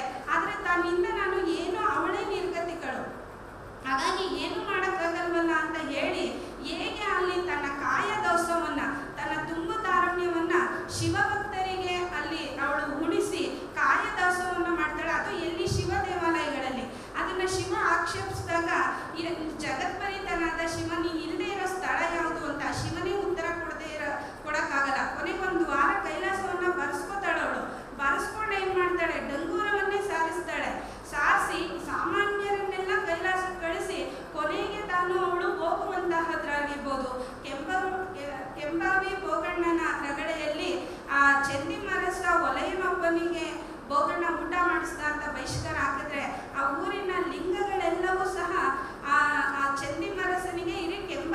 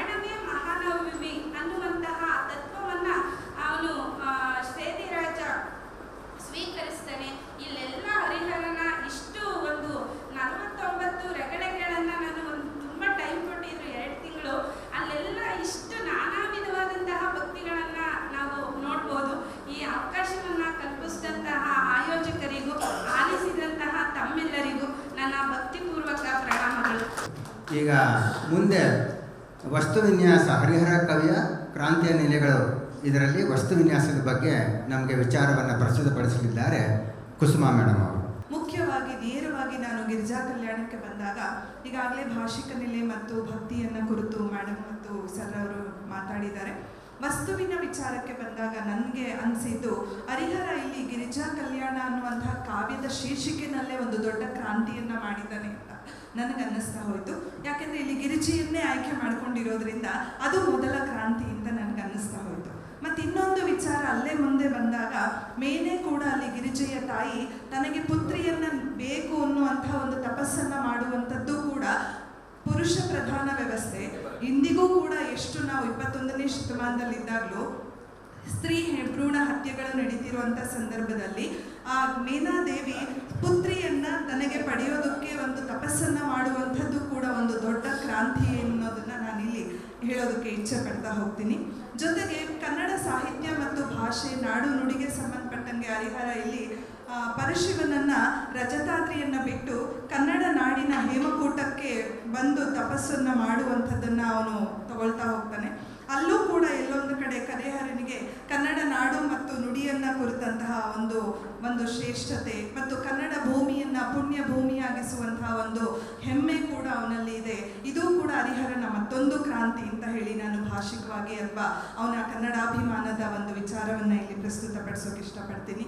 ಇನ್ನು ಒಬ್ಬ ತಂದೆಯಾಗಿ ಹಿಮವಂತ ಗಿರಿಜೆಯನ್ನು ತಪಸ್ ಮಾಡೋದಕ್ಕೆ ಕಳಿಸ್ಕೊಡುವಂಥದ್ದಾಗಿರಲಿ, ವಿಮಾನದ ಮೂಲಕ ಕಳಿಸ್ಕೊಟ್ಟದ್ದನ್ನು ಅಲ್ಲಿ ಹರಿಹರ ನವ್ಯ ಕಾವ್ಯ ಸೃಷ್ಟಿ ಅಂತ ಹೇಳಿ ನಾವಿಲ್ಲಿ ಹೇಳ್ತೀವಿ. ಅಂದರೆ ಮಗಳು ಮಾಡುವಂಥ ತಪಸ್ಸಿಗೆ ತಂದೆಯ ಪ್ರೋತ್ಸಾಹ ಮತ್ತು ಮಾರ್ಗದರ್ಶನ ಎಷ್ಟು ಅಲ್ಲಿ ಹರಿಹರ ಯಾವ ರೀತಿ ಯೋಚಿಸಿ ಅಲ್ಲಿ ಕಟ್ಟಿದ್ದಾನೆ ಅನ್ನುವಂಥದ್ದು ಬಹಳ ಮುಖ್ಯ ಆಗುತ್ತೆ. ಮತ್ತು ಶಿವ ಪಾರ್ವತಿಯರ ಒಂದು ಕಾಮಕೇಳಿಯ ವಿಚಾರಗಳು ಅಂತ ಬಂದಾಗ ಅಲ್ಲಿ ಪಾರ್ವತಿಯನ್ನು ಒಬ್ಬ ಭಕ್ತಿಯಾಗಿ ನೋಡ್ತಾನೆ ಹೊರತು ಹರಿಹರ ಅಲ್ಲಿ ಕಾಮವನ್ನು ಕೆರಳಿಸುವಂತಹ ಕಾಮಿನಿಯಾಗಿ ಅಲ್ಲ ಅಂತ ಹೇಳ್ತಾರೆ. ಒಬ್ಬ ಶಿವಕಾಮಿಯಾಗಿ ಅಲ್ಲಿ ಗಿರಿಜೆಯನ್ನ ಚಿತ್ರಿಸಿರುವಂಥದ್ದು ಕೂಡ ಒಂದು ವಿಶಿಷ್ಟವಾದಂತಹ ಹರಿಹರನ ಕ್ರಾಂತಿನೇ ಅಂತಲೂ ಕೂಡ ನನ್ನ ಒಂದು ವಿಚಾರವಾಗಿರುವಂಥದ್ದು. ಇನ್ನು ಅದ್ರ ಜೊತೆಗೆ ಹರಿಹರನ ಈ ಗಿರಿಜಾ ಕಲ್ಯಾಣವನ್ನ ರಚನೆಯ ಸಂದರ್ಭದಲ್ಲೂ ಕೂಡ ಮೊದಲನೇದಾಗಿ ತನ್ನ ಪಂಪಾಪುರದ ಅರಸನನ್ನು ಅವನು ಮೊದಲನೇದಾಗಿ ಸ್ಮರಿಸುವಂಥದ್ದು. ನಂತರ ಪಾರ್ವತಿಯನ್ನ ಸ್ಮರಿಸ್ತಾನೆ, ಶಿವಭಕ್ತರನ್ನ ಸ್ಮರಿಸ್ತಾನೆ, ಕವಿಗಳನ್ನು ಸ್ಮರಿಸ್ತಾ ಹೋಗ್ತಾನೆ, ಸರಸ್ವತಿಯನ್ನ ಸ್ಮರಿಸ್ತಾನೆ. ಆದರೆ ಎಲ್ಲೂ ಕೂಡ ರಾಜರ ಬಗ್ಗೆ ಸ್ತುತಿಯನ್ನು ಅವನು ಮಾಡೋದಿಲ್ಲ. ಪ್ರಾರಂಭ ಹಂತದಲ್ಲೇ ಈ ರೀತಿಯಾಗಿ ಕಾವ್ಯ ರಚನೆಯನ್ನು ಮಾಡಿದ್ದು ಕೂಡ ಹರಿಹರನಿಗೆ ಒಂದು ದಿಟ್ಟ ನಿರ್ಧಾರ ಅಂತ ನನ್ನ ಒಂದು ಭಾವನೆಯಾಗತ್ತೆ. ಜೊತೆಗೆ ಹರಿಹರನ ಸ್ವತಂತ್ರ ಪ್ರಜ್ಞೆ ಇಲ್ಲಿ ಎಚ್ಚರವಾಗಿತ್ತು ಅನ್ನೋದಕ್ಕೆ ಸಾಕ್ಷಿಯಾಗಿ ನಾವು ಈ ಮೊದಲ ಪ್ರಾರಂಭದ ಕಾವ್ಯದ ವಿಚಾರಗಳಲ್ಲಿ ನಾವು ನೋಡ್ಬೋದು. ಜೊತೆಗೆ ಪ್ರಥಮ ಆಶ್ವಾಸದಲ್ಲಿ ತನ್ನ ಕಾವ್ಯ ರಚನೆಯ ಶಕ್ತಿಯನ್ನು ಕುರಿತು ಅವನು ಹೇಳ್ತಾನೆ ಹರಿಹರ, ದುರ್ಜನರು ನಿಂದಿಸಿದ ಮಾತ್ರಕ್ಕೆ ಸಜ್ಜನರು ಅದಕ್ಕೆ ಹೆದರಿ ತಮ್ಮ ಕಾವ್ಯ ರಚನೆಯನ್ನು ಕೈ ಬಿಡುತ್ತಾರೆಯೇ ಅನ್ನುವಂಥ ಒಂದು ಮಾತನ್ನು ಹೇಳ್ತಾನೆ. ಅಂದರೆ ಅವನ ಕಾವ್ಯ ರಚನೆಯ ಸಂದರ್ಭದಲ್ಲೂ ಸವಾಲುಗಳು ಎದುರಾಗಿದ್ದು, ಆ ಸವಾಲುಗಳನ್ನು ಹೇಗೆ ಅವನು ಹೆದರಿಸಿ ತನ್ನ ಕಾವ್ಯ ರಚನೆಯನ್ನು ಮಾಡ್ದ ಅನ್ನೋದ್ರ ಬಗ್ಗೆ ತಾನೇ ಒಂದು ಗಿರಿಜಾ ಕಲ್ಯಾಣದಲ್ಲಿ ಹೇಳುವಂಥ ಒಂದು ಪದ್ಯ 43ನೇ ಪದ್ಯದಲ್ಲಿ ಬರುತ್ತೆ. ಗುರುವಿನ ಕೃಪೆಯಿಂದ ಗಿರಿಜಾ ಕಲ್ಯಾಣವನ್ನ ಒಲಿದು ಒರೆವೆನು, ರಸಿಕರು ಕವಿಗಳು ಹಿರಿಯರು ಸುಜನರು ಭಕ್ತರು ಆದರದಿಂದ ಕೇಳಬೇಕು ಅಂತಾನೆ. ಇಲ್ಲೂ ಕೂಡ ಅಲ್ಲಿ ರಾಜರ ಬಗ್ಗೆ ಅವನು ಪ್ರಸ್ತಾಪ ಮಾಡಲ್ಲ. ಸುಜನರು ಭಕ್ತರು ಕವಿಗಳು ಹಿರಿಯರು ಆದರದಿಂದ ಕೇಳಬೇಕು ಅಂತ ಹೇಳುವಂಥದ್ದು ಕೂಡ ಅವನ ದಿಟ್ಟ ನಿಲುವೇ ಆಗಿರುವಂಥದ್ದು. ಇದರೊಂದಿಗೆ ಗಿರಿಜಾ ಕಲ್ಯಾಣಕ್ಕೆ ಇನ್ನು ಮುಂದೆ ಹೋದರೆ ಅವನು ಒಂದು ಮಾತನ್ನು ಇಲ್ಲಿ ಸರ್ ಹೇಳಿದ್ರು ಆವಾಗಲೇ. ಹರಿಹರನ ಕಾವ್ಯ ಯಾವ ರೀತಿಯಾಗಿತ್ತು ಅಂತ ಬಂದಾಗ, ಸುರತರುವಿನಂತೆ ಸುಜನರ ಸಿರಿಯಂತೆ ಸರೋಜದಂತೆ ಸುಧೆಯಂತೆ ಸುಧಾಕರ ಕಿರಣದಂತೆ ಹಂಪಿಯ ಹರಿದೇವನ ಕಾವ್ಯಂ ಅಖಿಲ ಜನಸೇವ್ಯಂ ಅನ್ನುವಂಥ ಒಂದು ಪದ್ಯವನ್ನು ಗಿರಿಜಾ ಕಲ್ಯಾಣದಲ್ಲಿ ಹೇಳ್ತಾನೆ. ಆ ಗಿರಿಜಾ ಕಲ್ಯಾಣದಲ್ಲಿ ಬರುವಂಥ ಅಖಿಲ ಜನ ಸೇವ್ಯ ಅನ್ನುವಂಥದ್ದು ಕೂಡ ಎಲ್ಲೋ ಒಂದು ಕಡೆ ಕಾವ್ಯ ಕೇವಲ ಕೆಲವೇ ಜನರಿಗೆ ಸೀಮಿತವಾಗಿದ್ದದ್ದನ್ನು ಸಮಸ್ತರಿಗೂ ಹಂಚುವಂಥ ಕೆಲಸವನ್ನು ಮಾಡಿದ್ದು ಕೂಡ ಅವನ ಒಂದು ದೊಡ್ಡ ದಿಟ್ಟ ಹೆಜ್ಜೆಯಾಗಿ ನನಗೆ ಇಲ್ಲಿ ಕಾಣಿಸ್ತಾ ಹೋಯಿತು. ಇದು ಹರಿಹರನ ಗಿರಿಜಾ ಕಲ್ಯಾಣಕ್ಕೆ ಸಂಬಂಧಪಟ್ಟಂತೆ ನಾನು ಕೆಲವು ನಿಮಿಷಗಳನ್ನು ಹೇಳೋದಕ್ಕೆ ಈ ವಿಷಯಗಳನ್ನು ಆಯ್ಕೆ ಮಾಡಿಕೊಂಡೆ. ಇನ್ನು ಕ್ರಾಂತಿಯ ನೆಲೆಗಳಲ್ಲಿ ಮುಖ್ಯವಾಗಿ ಹರಿಹರನ ರಗಳೆಯ ವಿಚಾರಕ್ಕೆ ಬಂದಾಗ ಕಥಾನಾಯಕರ ಆಯ್ಕೆಯೇ ಒಂದು ದಿಟ್ಟ ಕ್ರಾಂತಿಯಾಗತ್ತೆ. ವಸ್ತುವಿನ ಆಯ್ಕೆನಲ್ಲಿ ಕಥಾನಾಯಕರು ಶ್ರೀಸಾಮಾನ್ಯರಿಗಾಗಿರ್ಬೋದು, ಶಿವಶರಣರಾಗಿರ್ಬೋದು, ತಮಿಳುನಾಡಿನ ಒಂದಷ್ಟು ಪುರಾತನರ ರಗಳೆ ವಿಚಾರಗಳಾಗಿರ್ಬೋದು, ಶಿವಭಕ್ತಿಯ ಕಥೆಗಳಾಗಿರ್ಬೋದು, ಜೊತೆಗೆ ಲಿಂಗ ಭೇದವಿಲ್ಲದೆ ಸಮಾನತೆಯ ಒಂದು ತತ್ವವನ್ನು ಚರಣರ ಪ್ರಭಾವ ಇಲ್ಲಿ ಹರಿಹರನ್ಗಾಗಿತ್ತು ಅಂತ ಹೇಳೋದಕ್ಕೆ ಲಿಂಗ ಭೇದವಿಲ್ಲದೆ ಅವನು ವಸ್ತುವಿನ ಆಯ್ಕೆನಲ್ಲಿ ಹೆಣ್ಣು ಮಕ್ಕಳನ್ನು ಕೂಡ ಹರಿಹರನ ರಗಳೆಗಳಲ್ಲಿ ಪ್ರಧಾನವಾಗಿ ತಗೊಳ್ತಾ ಹೋಗ್ತಾನೆ. ಅದು ಕೂಡ ಇಲ್ಲಿ ಅವನ ಕ್ರಾಂತಿಯ ನೆಲೆಯಾಗತ್ತೆ. ಜೊತೆಗೆ ಶಿವಭಕ್ತರ ಚರಿತ್ರೆಗಳನ್ನ ಕಾವ್ಯ ವಸ್ತುವಾಗಿ ತಗೊಂಡಿದ್ದು ಅವನ ವಿಶಿಷ್ಟತೆಗೆ ಸಾಕ್ಷಿಯಾಗತ್ತೆ. ಜೊತೆಗೆ ಅವರ ಚರಿತ್ರೆಗಳನ್ನ ಅವನು ಸಮಗ್ರವಾಗಿ ಕೊಡೋದಿಲ್ಲ, ಸಂಕ್ಷಿಪ್ತ ಅಂತಾನೆ ಹೇಳ್ತಾರೆ. ಅಂದರೆ ಸಮಗ್ರವಾಗಿ ಕೊಡೋದಕ್ಕೆ ಜೊತೆಗೆ ಸಂಕ್ಷಿಪ್ತವಾಗಿ ಅವರ ಶಿವಶರಣರ ಕಥೆಗಳನ್ನು ಅವನು ತನ್ನ ರಗಳೆಗಳಲ್ಲಿ ಹೇಳುವಂಥದ್ದು. ಇನ್ನು ಅವನ ಕೌಶಲ್ಯ ಅಂತ ವಸ್ತುವಿನಲ್ಲಿ ತಗೊಂಡ್ರೆ ಶಿವನ ವೇಷ, ಪವಾಡಗಳ ಬಗ್ಗೆ ಅವನು ಕಟ್ಟಿಕೊಡುವಂತಹ ವಸ್ತುವಿನ ವಿನ್ಯಾಸ ಆಗಿರ್ಬೋದು, ಕನ್ನಡದ ಪ್ರಜ್ಞೆ ಆಗಿರ್ಬೋದು, ಕನ್ನಡ ಭಾಷೆಯ ಬಗ್ಗೆ ಅವನ ವಿಚಾರ, ಸಂಭಾಷಣೆಯ ಸೊಗಡು, ಅಂದರೆ ಅಲ್ಲಿ ಶಿವ ಮತ್ತು ಭಕ್ತರ ನಡುವಿನ ಸಂಭಾಷಣೆಯ ವಿಚಾರಕ್ಕೆ ಬಂದಾಗ ಅಲ್ಲೂ ಕೂಡ ಅವನಲ್ಲಿ ವಿನ್ಯಾಸ ಹೇಗೆ ಕಟ್ಟಿಕೊಟ್ಟ ಅನ್ನುವಂಥದ್ದು, ಮತ್ತು ಸ್ತ್ರೀ ಪಾತ್ರಗಳಿಗೆ ಮಹತ್ವವನ್ನು ಕೊಟ್ಟಂಥದ್ದನ್ನು ನೋಡಿದಾಗಲೂ ನನಗೆ ಗಿರಿಜಾ ಕನ್ಯಾಳದಲ್ಲಿ ಹೇಗೆ ಮೇನಾದೇವಿ ತನಗೆ ಪುತ್ರಿಯನ್ನು ಕೊಡುವಂಥ ಶಿವನನ್ನು ತಪಸ್ ಮಾಡಿದ್ಲು, ಹಾಗೆ ಮಹಾದೇವಿ ಅಕ್ಕನ ರಗಳಿನಲ್ಲೂ ಕೂಡ ಅಕ್ಕ ಮಹಾದೇವಿಯ ತಂದೆ ತಾಯಿ ಕೂಡ ದೇವರನ್ನ ಕೇಳ್ಕೋಬೇಕಾದ್ರೆ ಪುತ್ರಿಯನ್ನ ಕೊಡಿ ಅಂತ ಹೇಳಿ ಬೇಳ್ಕೊಳ್ತಾ ಹೋಗ್ತಾಳೆ. ಒಂದು ಕಡೆ ನಾನು ವಿಚಾರವನ್ನ ಅಲ್ಲಿ ನೋಟ್ ಮಾಡ್ಕೊಳ್ತಾ ಹೋದೆ. ತನಗೆ ಎಲೆ ಕೌಶಿಕವಳು ಹೇಳೋದು ಅಕ್ಕ ಮಹಾದೇವಿಯ ತಂದೆ ತಾಯಿ, ದೇವಿ ಯಮಗೊರುವ ಪುತ್ರಿಯಂ ನೀವು ದೆಲೆ ತಾಯಿ, ಅಂದ್ರೆ ನಮ್ಮ ಪುತ್ರಿಯನ್ನ ಕೊಡು ಅನ್ನೋದು ಕೂಡ ಅಲ್ಲಿ ಪುತ್ರರನ್ನೇ ಬಯಸುವಂಥ ಜಗತ್ತಲ್ಲಿ ಪುತ್ರಿಯನ್ನ ಬೇಡುವಂಥ ತಂದೆ ತಾಯಿಗಳು ಅಂತ ಬಂದಾಗ ಅದು ಕೂಡ ಅಲ್ಲಿ ನಮಗೆ ಕ್ರಾಂತಿಯ ಒಂದು ವಿಚಾರ ಆಗ್ತಾ ಹೋಗುತ್ತೆ. ಇನ್ನು ರಗಳೆಗಳ ವಸ್ತು ವಿನ್ಯಾಸದಲ್ಲಿ ಅವರು ತಗೊಳ್ಳುವಂಥ 2 ಮಾದರಿಗಳನ್ನ ನಾನು ಗುರುತಿಸ್ಕೊಂಡಿರುವಂಥದ್ದು. ಮೊದಲನೇದಾಗಿ ಶಿವಭಕ್ತರಾಗಿರುವಂಥವರು ಕೈಲಾಸದಲ್ಲಿ ಇದ್ದು ಅಲ್ಲಿ ತಾವು ಮಾಡಿದಂತಹ ತಪ್ಪಿಗೆ ಭೂಲೋಕದಲ್ಲಿ ಹುಟ್ಟಿ ನಂತರದಲ್ಲಿ ಇಲ್ಲಿ ಸಾಧನೆಯನ್ನ ಮಾಡಿ ಸಿದ್ಧಿಯನ್ನ ಪಡೆದು ಮತ್ತೆ ಕೈಲಾಸಕ್ಕೆ ಹೋಗುವಂಥದ್ದು ಒಂದು ಮಾದರಿ. ಆದರೆ ಮತ್ತೊಂದು ಮಾದರಿ ಭೂಲೋಕದಲ್ಲಿ ಹುಟ್ಟಿ ಶಿವ ಒಡ್ಡಿದ ಪರೀಕ್ಷೆಗಳನ್ನು ಎದುರಿಸಿ ಗೆದ್ದು ಕೈಲಾಸಕ್ಕೆ ಸೇರುವಂಥದ್ದು ಇನ್ನೊಂದು ಮಾದರಿಯಾಗಿ ಅವನು ತನ್ನ ವಸ್ತುವಿನ ಕಾವ್ಯದ ರಚನೆಯಲ್ಲಿ ತಗೊಂಡಂತಹ ಭಿನ್ನತೆಗೆ ಸಾಕ್ಷಿಯಾಗಿರುವಂಥದ್ದು. ಇನ್ನು ಪ್ರಾರಂಭ ಮತ್ತು ಅಂತ್ಯದಲ್ಲಿ ತನ್ನ ಕಾವ್ಯದ ರಚನೆಯ ವಿಚಾರದಲ್ಲಿ ಕಂದಪದ್ಯ ಮತ್ತು ವೃತ್ತಗಳನ್ನು ಬಳಸ್ಕೊಳ್ತಾನೆ. ಮೊದಲನೇದಾಗಿ ಹಂಪಿಯ ವಿರೂಪಾಕ್ಷನ ಅಂಕಿತದಿಂದ ಪ್ರಾರಂಭ ಮಾಡೋದ್ರ ಮೂಲಕ ಆದಿಪದ್ಯದಲ್ಲಿ ಶರಣರ ಭಕ್ತಿಯ ವಿಚಾರ, ಸ್ವರೂಪ, ಪರಶಿವನ ಸ್ವರೂಪ, ಭಕ್ತನ ಹೆಸರನ್ನ ಮರೆಯೋದಿಲ್ಲ. ಅಷ್ಟೂ ರಗಳೆಗಳಲ್ಲೂ ಕೂಡ ಮೊದಲನೇದಾಗಿ ಹಂಪಿಯ ವಿರೂಪಾಕ್ಷನನ್ನ ಸ್ಮರಿಸೋದು, ಶಿವನನ್ನ ಸ್ಮರಿಸೋದು, ಜೊತೆಗೆ ಅವನ ಅಲ್ಲಿ ಬರುವಂತಹ ನಾಯಕ ಪಾತ್ರವನ್ನ ಎಲ್ಲೂ ಕೂಡ ಮರೆಯೋದಿಲ್ಲ. ಅದು ಪ್ರತಿ ರಗಳೆಗಳಲ್ಲೂ ಕೂಡ ಬರುತ್ತಾ ಹೋಗ್ತಾ ಹೋಗುತ್ತೆ ಆದಿಪದ್ಯದಲ್ಲಿ. ಇನ್ನು ಅಂತ್ಯಪದ್ಯ ಅಂತ ತಗೊಂಡಾಗ ಕವಿ ಭಕ್ತನ ಹೆಸರನ್ನ ಹೇಳೋದ್ರ ಜೊತೆಗೆ ಅವನ ಹಿರಿಮೆಯನ್ನ ಹೇಳ್ತಾ, ಜೊತೆಗೆ ತಾನು ನಿನ್ನ ಸುತ ಅಂತ ಬಳಸ್ತಾ ಕಿಂಕರ ಅಂತ ಬಳಸೋದನ್ನ ಎಲ್ಲೂ ಕೂಡ ಮರೆಯಲ್ಲ. ಅಂದ್ರೆ ಹರಿಹರನ ಒಂದು ವಸ್ತುವಿನ ರಚನೆ ಯಾವ ರೀತಿ ಇದೆ ಅಂದ್ರೆ ಎಲ್ಲ ರಗಳೆಗಳಲ್ಲೂ ಕೂಡ ಆದಿನಲ್ಲಿ ಭಕ್ತನ ಪರಿಚಯವನ್ನ ಮತ್ತು ತನ್ನ ದೈವದ ಭಕ್ತಿಯನ್ನ ಹೇಳ್ಕೊಂಡ್ರೆ ಅಂತ್ಯದಲ್ಲಿ ಅವನು ತಾನು ನಿನ್ನ ಆಳು, ಶಿಶು, ಕಿಂಕರ, ಸುತ ಅನ್ನುವಂಥದ್ದನ್ನ ಹೇಳೋದ್ರ ಮೂಲಕ ಆ ಕೃತಜ್ಞತೆಯನ್ನ ಮೆರಿತಾ ಹೋಗ್ತಾನೆ ಪ್ರತಿ ರಗಳೆಗಳಲ್ಲೂ ಕೂಡ. ಇನ್ನು ಹರಿಹರನ ರಗಳೆಗಳಲ್ಲಿ ಕಥೆಗಳು ನೇರವಾಗಿ ಪ್ರಾರಂಭ ಆಗುತ್ತೆ. ಅಂದ್ರೆ ಎಲ್ಲೂ ಕೂಡ ಹೆಚ್ಚು ವರ್ಣನೆಗಳಿಲ್ಲ, ನೇರವಾಗಿ ಮೊದಲನೇ ಸಾಲಿಂದನೇ ಕಥೆ ಶುರುವಾಗುತ್ತಾ ಹೋಗುತ್ತೆ. ಅಲ್ಲಿಂದನೇ ಅಲ್ಲಿ ಯಾವ ರಾಜ್ಯ, ಯಾವ ಊರು, ಜೊತೆಗೆ ಅಲ್ಲಿ ಬರುವಂತಹ ನದಿಯ ವರ್ಣನೆ ಆಗಿರ್ಬೋದು, ಆ ಇಡೀ ಊರು ಭಕ್ತಿಗೆ ತವರೂರಾಗಿತ್ತು ಅನ್ನುವಂಥದ್ದಾಗಿರ್ಲಿ, ಅಲ್ಲಿನ ದೇವಾಲಯದ ವರ್ಣನೆ ಆಗಲಿ, ಭಕ್ತನ ಪರಿಚಯ ಆಗಲಿ, ಅಲ್ಲಿನ ಗಿಡ ಮರ ಮತ್ತು ಸಂಪದ್ಭರಿತವಾದಂತಹ ನಾಡಿನ ಒಂದು ವೈಶಿಷ್ಟ್ಯತೆಗಳನ್ನ ಎಲ್ಲೂ ಕೂಡ ಮರೆಯೋದಿಲ್ಲ ವಸ್ತುವಿನ ವಿಚಾರದಲ್ಲಿ ಬಂದಾಗ ಹರಿಹರ.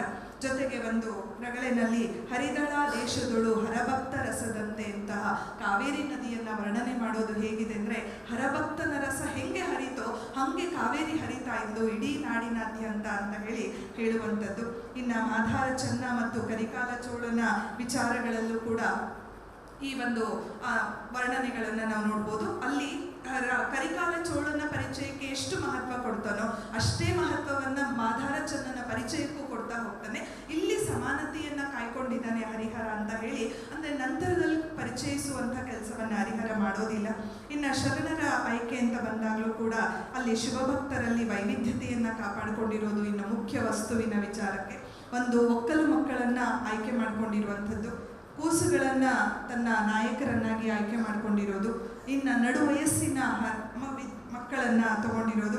ಮುದುಕರನ್ನ, ಗಂಡಸರು, ಹೆಣ್ಣು ಮಕ್ಕಳು, ಸಂಸಾರಿಗಳು, ವಿರಕ್ತರು ಮತ್ತು ಮುಕ್ತರು, ಹೀಗೆ ಹಲವು ರೀತಿಯ ವಿಷಯ ಅಂದ್ರೆ ನಾಯಕರನ್ನ ಆಯ್ಕೆ ಮಾಡ್ಕೊಂಡಿರೋದು ಕೂಡ ಹರಿಹರನ ವಸ್ತು ವಿನ್ಯಾಸಕ್ಕೆ ಸಾಕ್ಷಿಯಾಗುತ್ತೆ. ಇನ್ನು ಭಕ್ತಿ ಅಂತ ತಗೊಂಡಾಗ ಮೇಡಮ್ ಆವಾಗಲೇ ಪ್ರಸ್ತಾಪ ಮಾಡಿದ್ರು, ಮುಗ್ಧ ಭಕ್ತಿ, ಉಗ್ರ ಭಕ್ತಿ ಮತ್ತು ಗುಪ್ತ ಭಕ್ತಿಯಾಗಿ ನಾನು ಇಲ್ಲಿ ತಗೊಂಡಿದ್ದೀನಿ. ಮುಗ್ಧ ಭಕ್ತಿಯಾಗಿ ಕೋಳೂರ ಕೊಡಗುಸಿನ ರಗಳೆಯಲ್ಲೂ, ಉಗ್ರ ಭಕ್ತಿಯಲ್ಲಿ ತಿರುನೀಲಕಂಠನ ರಗಳೆಯಲ್ಲೂ, ಗುಪ್ತ ಭಕ್ತಿಯನ್ನ ಮಾಧಾರ ಚನ್ನನ ರಗಳೆಯಲ್ಲೂ ಕೂಡ ಪ್ರಸ್ತಾಪಿಸ್ತಾ ಹೋಗ್ತಾನೆ ಹರಿಹರ.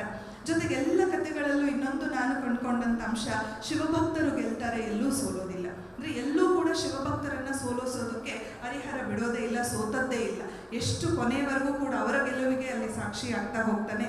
ಮತ್ತೆ ಇನ್ನೊಂದು, ಹರಿಹರ ಕೈಲಾಸಕ್ಕೆ ಎಷ್ಟು ಪ್ರಾಮುಖ್ಯತೆ ಕೊಟ್ಟಿದನೋ ಅಷ್ಟೇ ಪ್ರಾಮುಖ್ಯತೆಯನ್ನ ಭೂಮಿಗೂ ಕೊಡುವಂಥದ್ದು. ಅಂದ್ರೆ ಮರ್ತ್ಯಲೋಕದ ಒಂದು ಪ್ರಾಧಾನ್ಯತೆಯನ್ನು ಹರಿಹರ ಎಲ್ಲೂ ಕೂಡ ಬಿಡೋದಿಲ್ಲ. ಜೊತೆಗೆ ಒಬ್ಬ ಸಾಧಕನಿಗೆ, ಒಬ್ಬ ಭಕ್ತನಿಗೆ ಸಾಧನೆಗೆ ಇರುವಂಥ ಜಾಗ ಯಾವುದು? ಕರ್ಮಭೂಮಿ. ಅಂದ್ರೆ ಭೂಮಿಯಾಗಿ ಅವನು ತಗೊಳ್ತಾ ಹೋಗ್ತಾನೆ. ಜೊತೆಗೆ ಅದೊಂದು ಕಾರ್ಯಾಗಾರ ಅಂತ ಹೇಳಿ ನಾನು ಅಂದ್ಕೊಳ್ತೀನಿ. ಜೊತೆಗೆ ಅದು ಹಾದಿ ಹೇಗಿತ್ತು? ಪ್ರಾಮಾಣಿಕತೆ ಮತ್ತು ನಿಷ್ಠೆಯ ಹಾದಿಯಾಗಿರುವಂಥದ್ದು. ಇನ್ನ ಭಾಷೆ ವಸ್ತು ವಿಚಾರದಲ್ಲಿ ಸರ್ ಆಗ್ಲೇ ಮಾತಾಡಿದ್ರು. ಸಂಸ್ಕೃತವನ್ನಾಗ್ಲಿ, ರಾಮಾಯಣ ಮಹಾಭಾರತದ ಪಾತ್ರಗಳನ್ನ ಅಲ್ಲಿ ಹರಿಹರ ತಗೊಳ್ಳದೆ ಸರಳತೆಯ ಕಡೆಗೆ ಹೆಚ್ಚು ಬಂದ ಅಂತ ಹೇಳಿ, ವಚನಕಾರರ ಆಯ್ಕೆಯ ವಿಚಾರದಲ್ಲೂ ಕೂಡ ಯಾವುದೇ ಒಂದು ವಿದ್ವತ್ತು ಆಸ್ಥಾನಿಕರನ್ನ ಬಿಟ್ಟು ಸರಳತೆಯ ಕಡೆಗೆ ಬಂದಿದ್ದು ಕೂಡ ಹರಿಹರನ ದಿಟ್ಟ ನಿಲುವಾಯಿತು.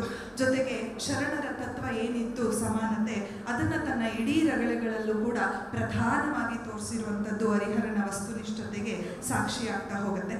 ಇದರ ಜೊತೆಗೆ ಹರಿಹರನ ವಸ್ತುವಿನ ಆಯ್ಕೆ ಅಂತ ಬಂದಾಗ ವಾಸ್ತವಿಕತೆಗೆ ಹೆಚ್ಚು ಪ್ರಾಮುಖ್ಯತೆಯನ್ನು ಕೊಟ್ಟಿರುವುದು ಹರಿಹರನ ಇನ್ನೊಂದು ಮುಖ್ಯ ಅಂಶ. ಕಲ್ಪನೆಗಿಂತ ಹೆಚ್ಚಾಗಿ ವಾಸ್ತವಿಕತೆಯನ್ನು ಹೇಳ್ತಾನೆ. ಜೊತೆಗೆ ಐತಿಹಾಸಿಕ ವಿಚಾರಗಳು ಇದೆ, ಆದರೆ ಮೊದಲನೇ ಸ್ಥಾನ ಅವನು ವಾಸ್ತವಿಕತೆಗೆ ಕೊಟ್ಟಿದ್ದಾನೆ. ನಂತರದಲ್ಲಿ ಐತಿಹಾಸಿಕ ವಿಚಾರಗಳನ್ನು ಅಲ್ಲಿ ತರುವಂಥದ್ದನ್ನ ನಾವು ನೋಡ್ಬೋದು. ಇನ್ನು ರಗಳೆ ಅಂತ ಬಂದರೆ ಪುಷ್ಪ ರಗಳೆ ಬಗ್ಗೆ ಎಲ್ರಿಗೂ ಗೊತ್ತಿದೆ. ಹೂವನ್ನು ಕೂಡ ಒಬ್ಬ ಹೆಣ್ಣಾಗಿ ಅವನು ಎಲೆ ಅವ್ವ ಅಂತ ಹೇಳಿ ಕರೀತಾ, ಅಂದರೆ ಹೂವಿಗೆ ಎಷ್ಟು ಮಾನ್ಯತೆಯನ್ನು ಕೊಟ್ಟಿದ್ದಾನೆ ಹರಿಹರ. ಅಂದರೆ ತನ್ನಂತೆ ಒಂದು ಗೌರವಿಸುವಂಥ ಮನೋಭಾವವನ್ನು ನಾವಲ್ಲಿ ನೋಡ್ಬೋದು.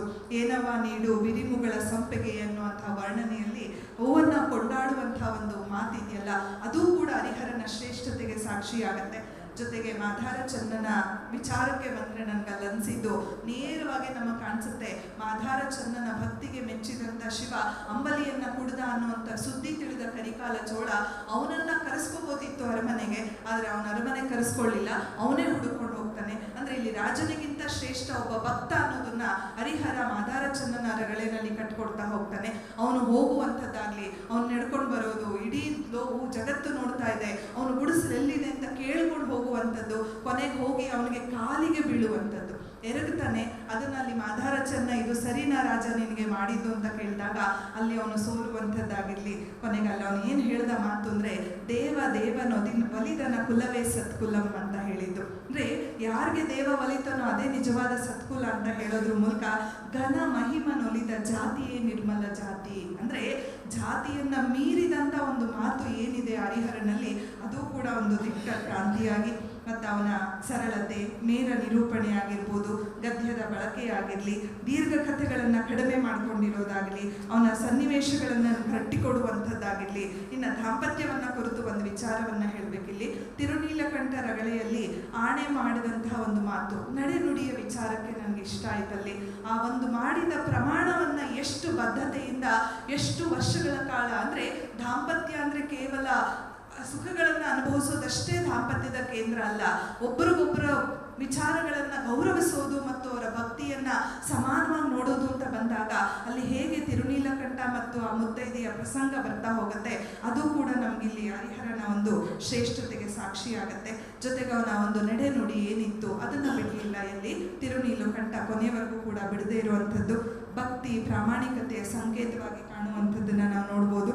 ಇನ್ನ ಅಕ್ಕ ಮಹಾದೇವಿಯ ರಗಳೆನಲ್ಲೂ ಕೂಡ ಅವಳು ಹೇಳ್ತಾಳೆ, ಎಲ್ಲೆಲೆ ಕೌಶಿಕ ಹೋಗು ನೀನೇಕೆ ನಾನೇಕೆ ತಮವೆತ್ತ ಬೆಳಗೆತ್ತ ಅಂತ ಹೇಳಿ ವಿರೋಧಿಸ್ತಾಳೆ. ಅಂದ್ರೆ ಅವನೇ ಬಂದು ಕೇಳ್ಕೊಳಕ್ ಬಂದಾಗಲೂ ಕೂಡ ಬೇಡ ಅಂತ ಹೇಳಿ ತಿರಸ್ಕರಿಸುವಂಥ ದಿಟ್ಟತೆ ಇದೆಯಲ್ಲ, ಅದು ಕೂಡ ಇಲ್ಲೆಲ್ಲೋ ಒಂದು ಕಡೆ ನಿನ್ನ ಸಂಗಂ ಬೇಡ ಬೇಡನಗೆ, ನಿನ್ನ ಸಂಘನೇ ನನಗೆ ಬೇಡ ಅಂತ ಹೇಳಿ ನೇರವಾಗಿ ಹೇಳುವಂಥದ್ದು. ಇನ್ನು ನಿಂಬಿಯಕ್ಕನ ರಗಳೆನಲ್ಲಿ ತನ್ನ ತಾಯಿ ಮತ್ತು ಸೋದರರನ್ನ ಕಳ್ಕೊಂಡಂತಹ ನಿಂಬಿಯ ಅಕ್ಕ ಕೂಡ ತನ್ನ ತಂದೆಯನ್ನು ದುಡಿದು ಸಾಕ್ತಾ ಹೋಗ್ತಾಳೆ. ಸ್ವಾಭಿಮಾನಿಯಾಗಿ ಜೀವನವನ್ನು ನಡೆಸ್ತಾಳೆ. ಅಂದರೆ ಹೆಣ್ಣು ಕಷ್ಟಪಟ್ಟು ಸ್ವಾಭಿಮಾನಿಯಲ್ಲಿಗೆ ಬದುಕಬಲ್ಲಳು ಅನ್ನೋದನ್ನ ಆ ನಿಂಬಿ ಅಕ್ಕನ ರಗಳಿನಲ್ಲಿ ಕಟ್ಕೊಡುವಂಥದ್ದನ್ನು ನೋಡ್ಬೋದು. ಹೀಗೆ ಹೆಣ್ಣಿನ ಸ್ವಾವಲಂಬನೆ ವಿಚಾರಗಳಾಗಿರ್ಬೋದು, ಅಥವಾ ಸಮಾನತೆಯ ತತ್ವಗಳಾಗಿರಲಿ, ಅಥವಾ ವಸ್ತುವಿನ ವಿನ್ಯಾಸಕ್ಕೆ ತಗೊಂಡಾಗ, ಮತ್ತು ಹೆಣ್ಣಲ್ಲೂ ಕೂಡ ಹಲವು ರೀತಿಯ ಹೆಣ್ಣುಗಳು, ಕುಮಾರಿಯರು, ಗೃಹಿಣಿಯರು, ವಿರಾಗಿಣಿಯರು ಮತ್ತು ಕೃಷಿಕರನ್ನೆಲ್ಲರನ್ನೂ ಕೂಡ ಇಲ್ಲಿ ತನ್ನ ವಸ್ತು ವಿನ್ಯಾಸದಲ್ಲಿ ತಗೊಂಡು, ಅಂದರೆ ವಿಶಿಷ್ಟತೆಯನ್ನು ಹರಿಹರ ಇಲ್ಲಿ ಮೆರೆದಿದ್ದಾನೆ ತನ್ನ ಕಾವ್ಯಗಳಲ್ಲಿ ಅಥವಾ ತನ್ನ ಸಾಹಿತ್ಯದಲ್ಲಿ ಅನ್ನೋದಕ್ಕೆ ಹೇಳೋದಕ್ಕೆ ಇಷ್ಟಪಡ್ತೀನಿ. ಇಷ್ಟು ಹೇಳೋದಕ್ಕೆ ಅವಕಾಶ ಕೊಟ್ಟಂತಹ ವೇದಿಕೆಗೆ ಮತ್ತು ತಮ್ಮೆಲ್ಲರಿಗೂ ಕೂಡ ಧನ್ಯವಾದಗಳು. ಈ ರಳ ಮತ್ತು ರೇಫ ಇದೆಯಲ್ಲ, ಮಲಯಾಳಮಲ್ಲಿ ತಮಿಳಲ್ಲಿ ಎಲ್ಲ ಬಳಕೆಯಲ್ಲಿದೆ. ಕನ್ನಡಿಗರು ಅದನ್ನು ಕಷ್ಟ ಅಂತ ಬಳಕೆ ಹರಿಹರ ಮೊದಲೇ ಬಿಟ್ಟಿದ್ದಾರೆ ಅಂತ. ಬಹುಶಃ ಹರಿಹರ ಅದನ್ನು ನಿಲ್ಲಿಸಿದ ಅನ್ನೋ ಅರ್ಥ ಅಲ್ಲ, ಅದು ಅಲ್ಲ, ಹರಿಹರ ಅದನ್ನು ಬೇಡ ಅಂತ ಘೋಷಣೆ ಮಾಡ್ದ ಅಂತ.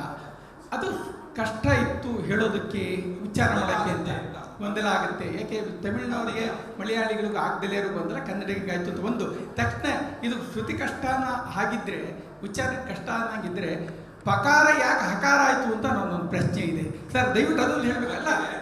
ಪಕಾರ ಹಕಾರ ಯಾಕಾಯಿತು? ಹಕಾರ ಉಚ್ಚಾರ ಮಾಡೋದು ಕಷ್ಟ, ಸುಮ್ಮನೆ ಪಕಾರ ಇಟ್ಕೊಂಡಿದ್ದು ಚೆನ್ನಾಗಿತ್ತಲ್ಲ ಅನ್ನೋದು ನನ್ನದೊಂದು ಪ್ರಶ್ನೆ. ಇದು ಒಂದೇ ಒಂದು ಸೆಕೆಂಡ್. ಬೆಳಗಿನಿಂದ ನಾನು ಕೂಡ ಒಂದು 10 ಗಂಟೆಗೆ ಬಂದೆ, ಕೆಲವು ಗೋಷ್ಠಿಗಳನ್ನ ಅಟೆಂಡ್ ಮಾಡಿದೆ. ಆದರೂ ಶಾಸ್ತ್ರೀಯಕ್ಕೆ ಬಂದು ಕುಳಿತುಕೊಳ್ತಾ ಇದ್ದೆ. ಅಲ್ಲಿ ಒಂದು ಮಾತ್ರ ಗಮಕದ ಆಸಕ್ತಿ ಇತ್ತು. ಆವಾಗ ಅಲ್ಲಿ ತೊಟ್ಟನೆ ದುರ್ಯೋಧನ ಎದ್ದ ಆ ಸಂದರ್ಭಕ್ಕೆ ನಾನು ಪ್ರವೇಶ ಆದೆ. ಚೆನ್ನಾಗಿ ನಡೀತಾ ಇತ್ತು. ಆಮೇಲೆ ಮೇಡಮ್ ಮತ್ತು ಸರ್ ನೋಡಿದೆ. ಮೇಡಮ್ ಅವರು ಹಾಗೆ ಹೋಗ್ಬಿಟ್ಟಿತ್ತು ನಮ್ಮ ಬರೋಷ್ಟೊತ್ತಿಗೆ ಅನ್ಸುತ್ತೆ.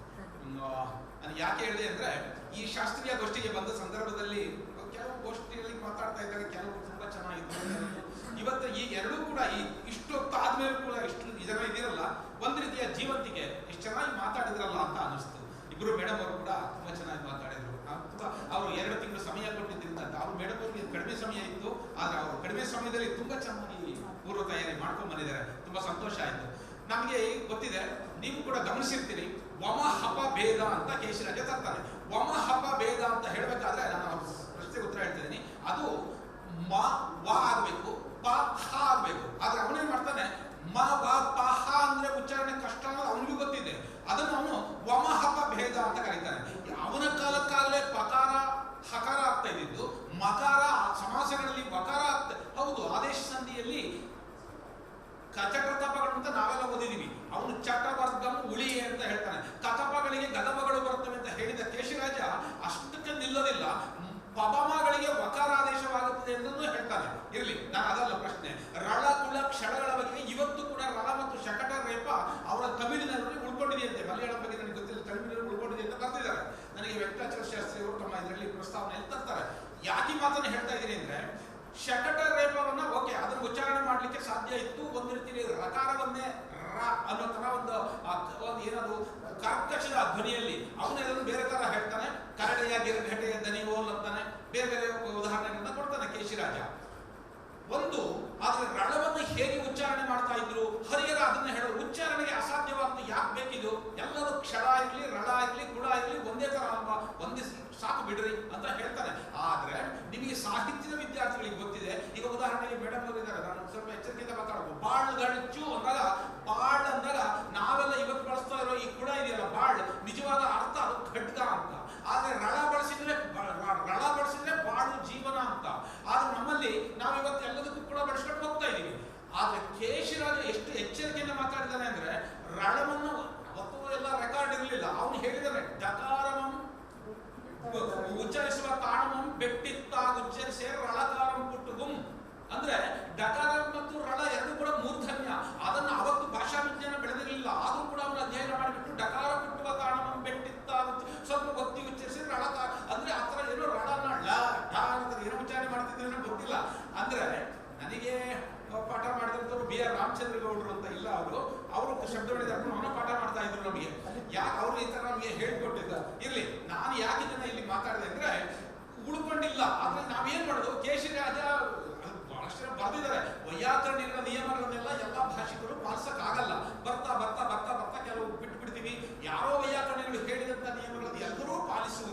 ಸಾಮಾಜಿಕರು ಭಾಷೆಯನ್ನು ಬಳಸುವ ಸಂದರ್ಭದಲ್ಲಿ ಇಂಥದ್ದೆಲ್ಲ ಕೂಡ ಬದಲಾವಣೆಗಳು ಆಗ್ತಾ ಹೋಗ್ತಾ ಇರ್ತದೆ. ಆದರೆ ಹರಿಹರ ಅದನ್ನು ಹೇಳಿದ್ರೂ ಕೂಡ ಅವನು ಪಾಲಿಸಿದ್ದಾನೆ ಅನ್ನೋದನ್ನು ನೀವು ಗಿರಿಜಾ ಕಲ್ಯಾಣದಲ್ಲಿ ನಾವು ನೋಡ್ಲಿಕ್ಕೆ ಸಾಧ್ಯ ಇದೆ. ಇರಲಿ, ನಾನು ಸ್ವಲ್ಪ ಅಸ್ಪಷ್ಟವಾಗಿ ಉತ್ತರವನ್ನು ಹೇಳಿದ್ದೀನಿ ಅವರಿಗೆ.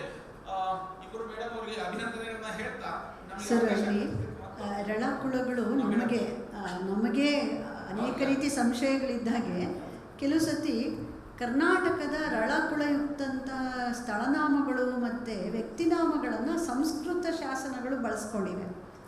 ಆವಾಗ ಅವರೆಷ್ಟು ಶ್ರಮ ಪಟ್ಟಿದ್ದಾರೆ ಅಂದರೆ ರಳದ ಉಚ್ಚಾರ, ಈಗ ಬಲ್ಲಾಳ ಅಂತ ಮಾಡೋದಕ್ಕೆ ಅವ್ರ ದೇವನಾಗರಿಯಲ್ಲಿ ಇಲ್ಲ, ಆದರೆ ಬಲ್ಲಾಳ ಅಂತ ಬರೀಬೇಕು. ಆದರೆ ಅವರು ಬಲ್ಲಾಳ ಅಂತಲೇ ಬರ್ಕೊಂಡು ಹೋಗಿದ್ದಾರೆ. ಅಂದರೆ ಅವರಲ್ಲಿ ಲಿಪಿ ಇಲ್ಲ ನಮ್ಮ ಆ ಒಂದು ದನಿಗೆ. ಆದರೆ ಕೆಲವು ಈ ಶಕಟರೇಫದಿಂದ ಕೂಡಿದಂಥ ಸ್ಥಳನಾಮಗಳು ವ್ಯಕ್ತಿನಾಮಗಳು ಬಂದಾಗ ದೇವನಾಗರಿಯಲ್ಲಿ ಬರೆದ ಸಂಸ್ಕೃತದ ಈ ತಾಮ್ರಪಟಗಳಲ್ಲಿ ಏನು ಮಾಡಿದೆ ಅಂದರೆ ರಾಮ್ ಮಾಮೂಲು ಅವರ ಒಂದು ಲಿಪಿ ಬರೆದು ಮೇಲೊಂದು ಜುಟ್ಟು ಕೊಡ್ತಾರೆ, ಒಂದು ಸಣ್ಣ ಗೆರೆ ಎಳೆದ್ಬಿಟ್ಟು ಇದು ಕನ್ನಡದ ಶಕಟರೇಫದ ಉಚ್ಚಾರ ಅಂತ. ಈಗ ಕೆರೆ ಅಂತ ನಾವೇನಿತ್ತು, ಅದು ಕೆರೆ ನಾವಿವತ್ತು ಕೆರೆ ಅಂತ ಹೇಳಿ ಬಳಸ್ತೀವಿ, ಟ್ಯಾಂಕ್ ಅನ್ನೋದು. ಕೆರೆಗಳ ನಿರ್ಮಾಣದ ಬಗ್ಗೆ ಬಂದಾಗ ರಾ ಬರೆದು ದೇವನಾಗರಿಯಲ್ಲಿ ಮೇಲೆ ಒಂದು ಸಣ್ಣ ಜುಟ್ಟನ್ನು ಹಿಂಗೆ ಕೊಟ್ಟು ಅದನ್ನು ಕ್ಯಾರೆ ಅಂತ ಬಳಸಿ ಅಂತೇಳಿ. ಸೊ ಕರ್ನಾಟಕದ ನಾವು ಹೇಗೆ ಸಂಸ್ಕೃತ ಪದಗಳನ್ನು ಅಳವಡಿಸ್ಕೊಳ್ಳುವಾಗ ಈ ಹೇಳುವಾಗ ಒದ್ದಾಡ್ತೀವೋ, ಹಾಗೆ ಸಂಸ್ಕೃತದವರು ನಮ್ಮ ದಕ್ಷಿಣ ದ್ರಾವಿಡ ಭಾಷೆಯ ರಳ ಮತ್ತು ಈ ಒಂದು ಶಕಟರೇಫದ ಉಚ್ಚಾರಣೆಗೆ ಲಿಪಿ ಇಲ್ಲ ಅವರಿಗೆ. ಅಂಥ ಸಂದರ್ಭದಲ್ಲಿ ಅವರು ಕೂಡ ಕಷ್ಟ ಬಿದ್ದಿರೋದನ್ನು ನಾವು ನೋಡ್ತೇವೆ.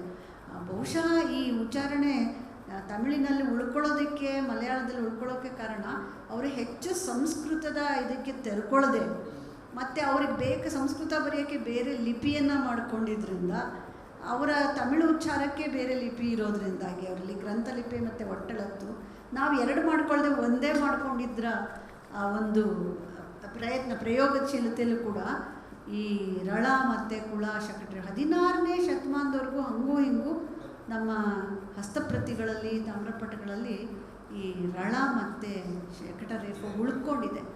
ಅನಂತರದಲ್ಲಿ ನಾವು ಅದರ ಉಚ್ಚಾರಣೆಯನ್ನು ಪೂರ್ತಿಯಾಗಿ ಲಿಪಿಯಲ್ಲೂ ಬಿಟ್ಟಿದ್ದೇವೆ. ಉಚ್ಚಾರಣೆ ಯಾವಾಗಲೂ ಹರಿಹರನ ಕಾಲಕ್ಕೆ ಹೋಗಿದೆ ಅಂತ ಹೇಳ್ಬೋದು ಸರ್. ವಸ್ತು ವಿನ್ಯಾಸದ ಬಗ್ಗೆ ಬಹಳ ಅಚ್ಚುಕನ ಹೇಳಿರ್ತಕ್ಕಂಥ ಕುಸುಮಾ ಮೇಡಮ್ ಅವರಿಗೆ ನಾನು ಧನ್ಯವಾದಗಳನ್ನು ಅರ್ಪಿಸ್ತೀನಿ. ಇಲ್ಲಿಗೆ ಈ ಗೋಷ್ಠಿ ಮುಕ್ತಾಯ ಆಗುತ್ತೆ. ಸಂಪನ್ಮೂಲ ವ್ಯಕ್ತಿಗಳಾಗಿ ಆಗಮಿಸಿ ಬಂದಿರತಕ್ಕಂಥ Jagadish sir, Purnima madam, Kusuma madam ಎಲ್ಲರಿಗೂ ಹಾಗೂ ತಾಳ್ಮೆಯಿಂದ ನೀವು ಆಸಕ್ತಿ ವಹಿಸಿ ಕೇಳಿರ್ತಕ್ಕಂಥ ಪ್ರಶ್ನೋತ್ತರದಲ್ಲೂ ಭಾಗವಹಿಸಿರ್ತಕ್ಕಂಥ ತಮ್ಮೆಲ್ಲರಿಗೂ ಸಹ ನಿಮಗೆ ಧನ್ಯವಾದಗಳನ್ನು ಅರ್ಪಿಸ್ತೀನಿ. ನನಗೆ ಈ ಒಂದು ಸಮನ್ವಯಕಾರನಾಗಿ ಸ್ವಲ್ಪ ಅಳಿಲು ಸೇವೆ ಮಾಡೋದಕ್ಕೆ ಅವಕಾಶ ಮಾಡಿಕೊಟ್ಟಿರ್ತಕ್ಕಂಥ ಶಾಂತರಾಜು ಸಾರು ಮತ್ತು ಸಮಾಜಮುಖಿ ಸಾಹಿತ್ಯ ವೇದಿಕೆಗೆ ನಾನು ನಮಸ್ಕಾರಗಳನ್ನು. ನಾನು ಈ ಸಂದರ್ಭದಲ್ಲಿ ಸಮನ್ವಯಕಾರರಾಗಿ ಅಚ್ಚುಕಟ್ಟಾಗಿ ಪಾಪ ಬಿಡುವಿಲ್ಲ, ಆದರೂ ಕೂಡ ಶಾಂತರಾಜ್ ನೀವು ಹೇಳಿದ್ಮೇಲೆ ಬರದೇ ಇರ್ತೀನಿ ಅಂತ ಬಂದಿದ್ದೀರಾ. ನಿಮಗೂ ಅಭಿನಂದನೆಗಳು, ವಂದನೆಗಳು.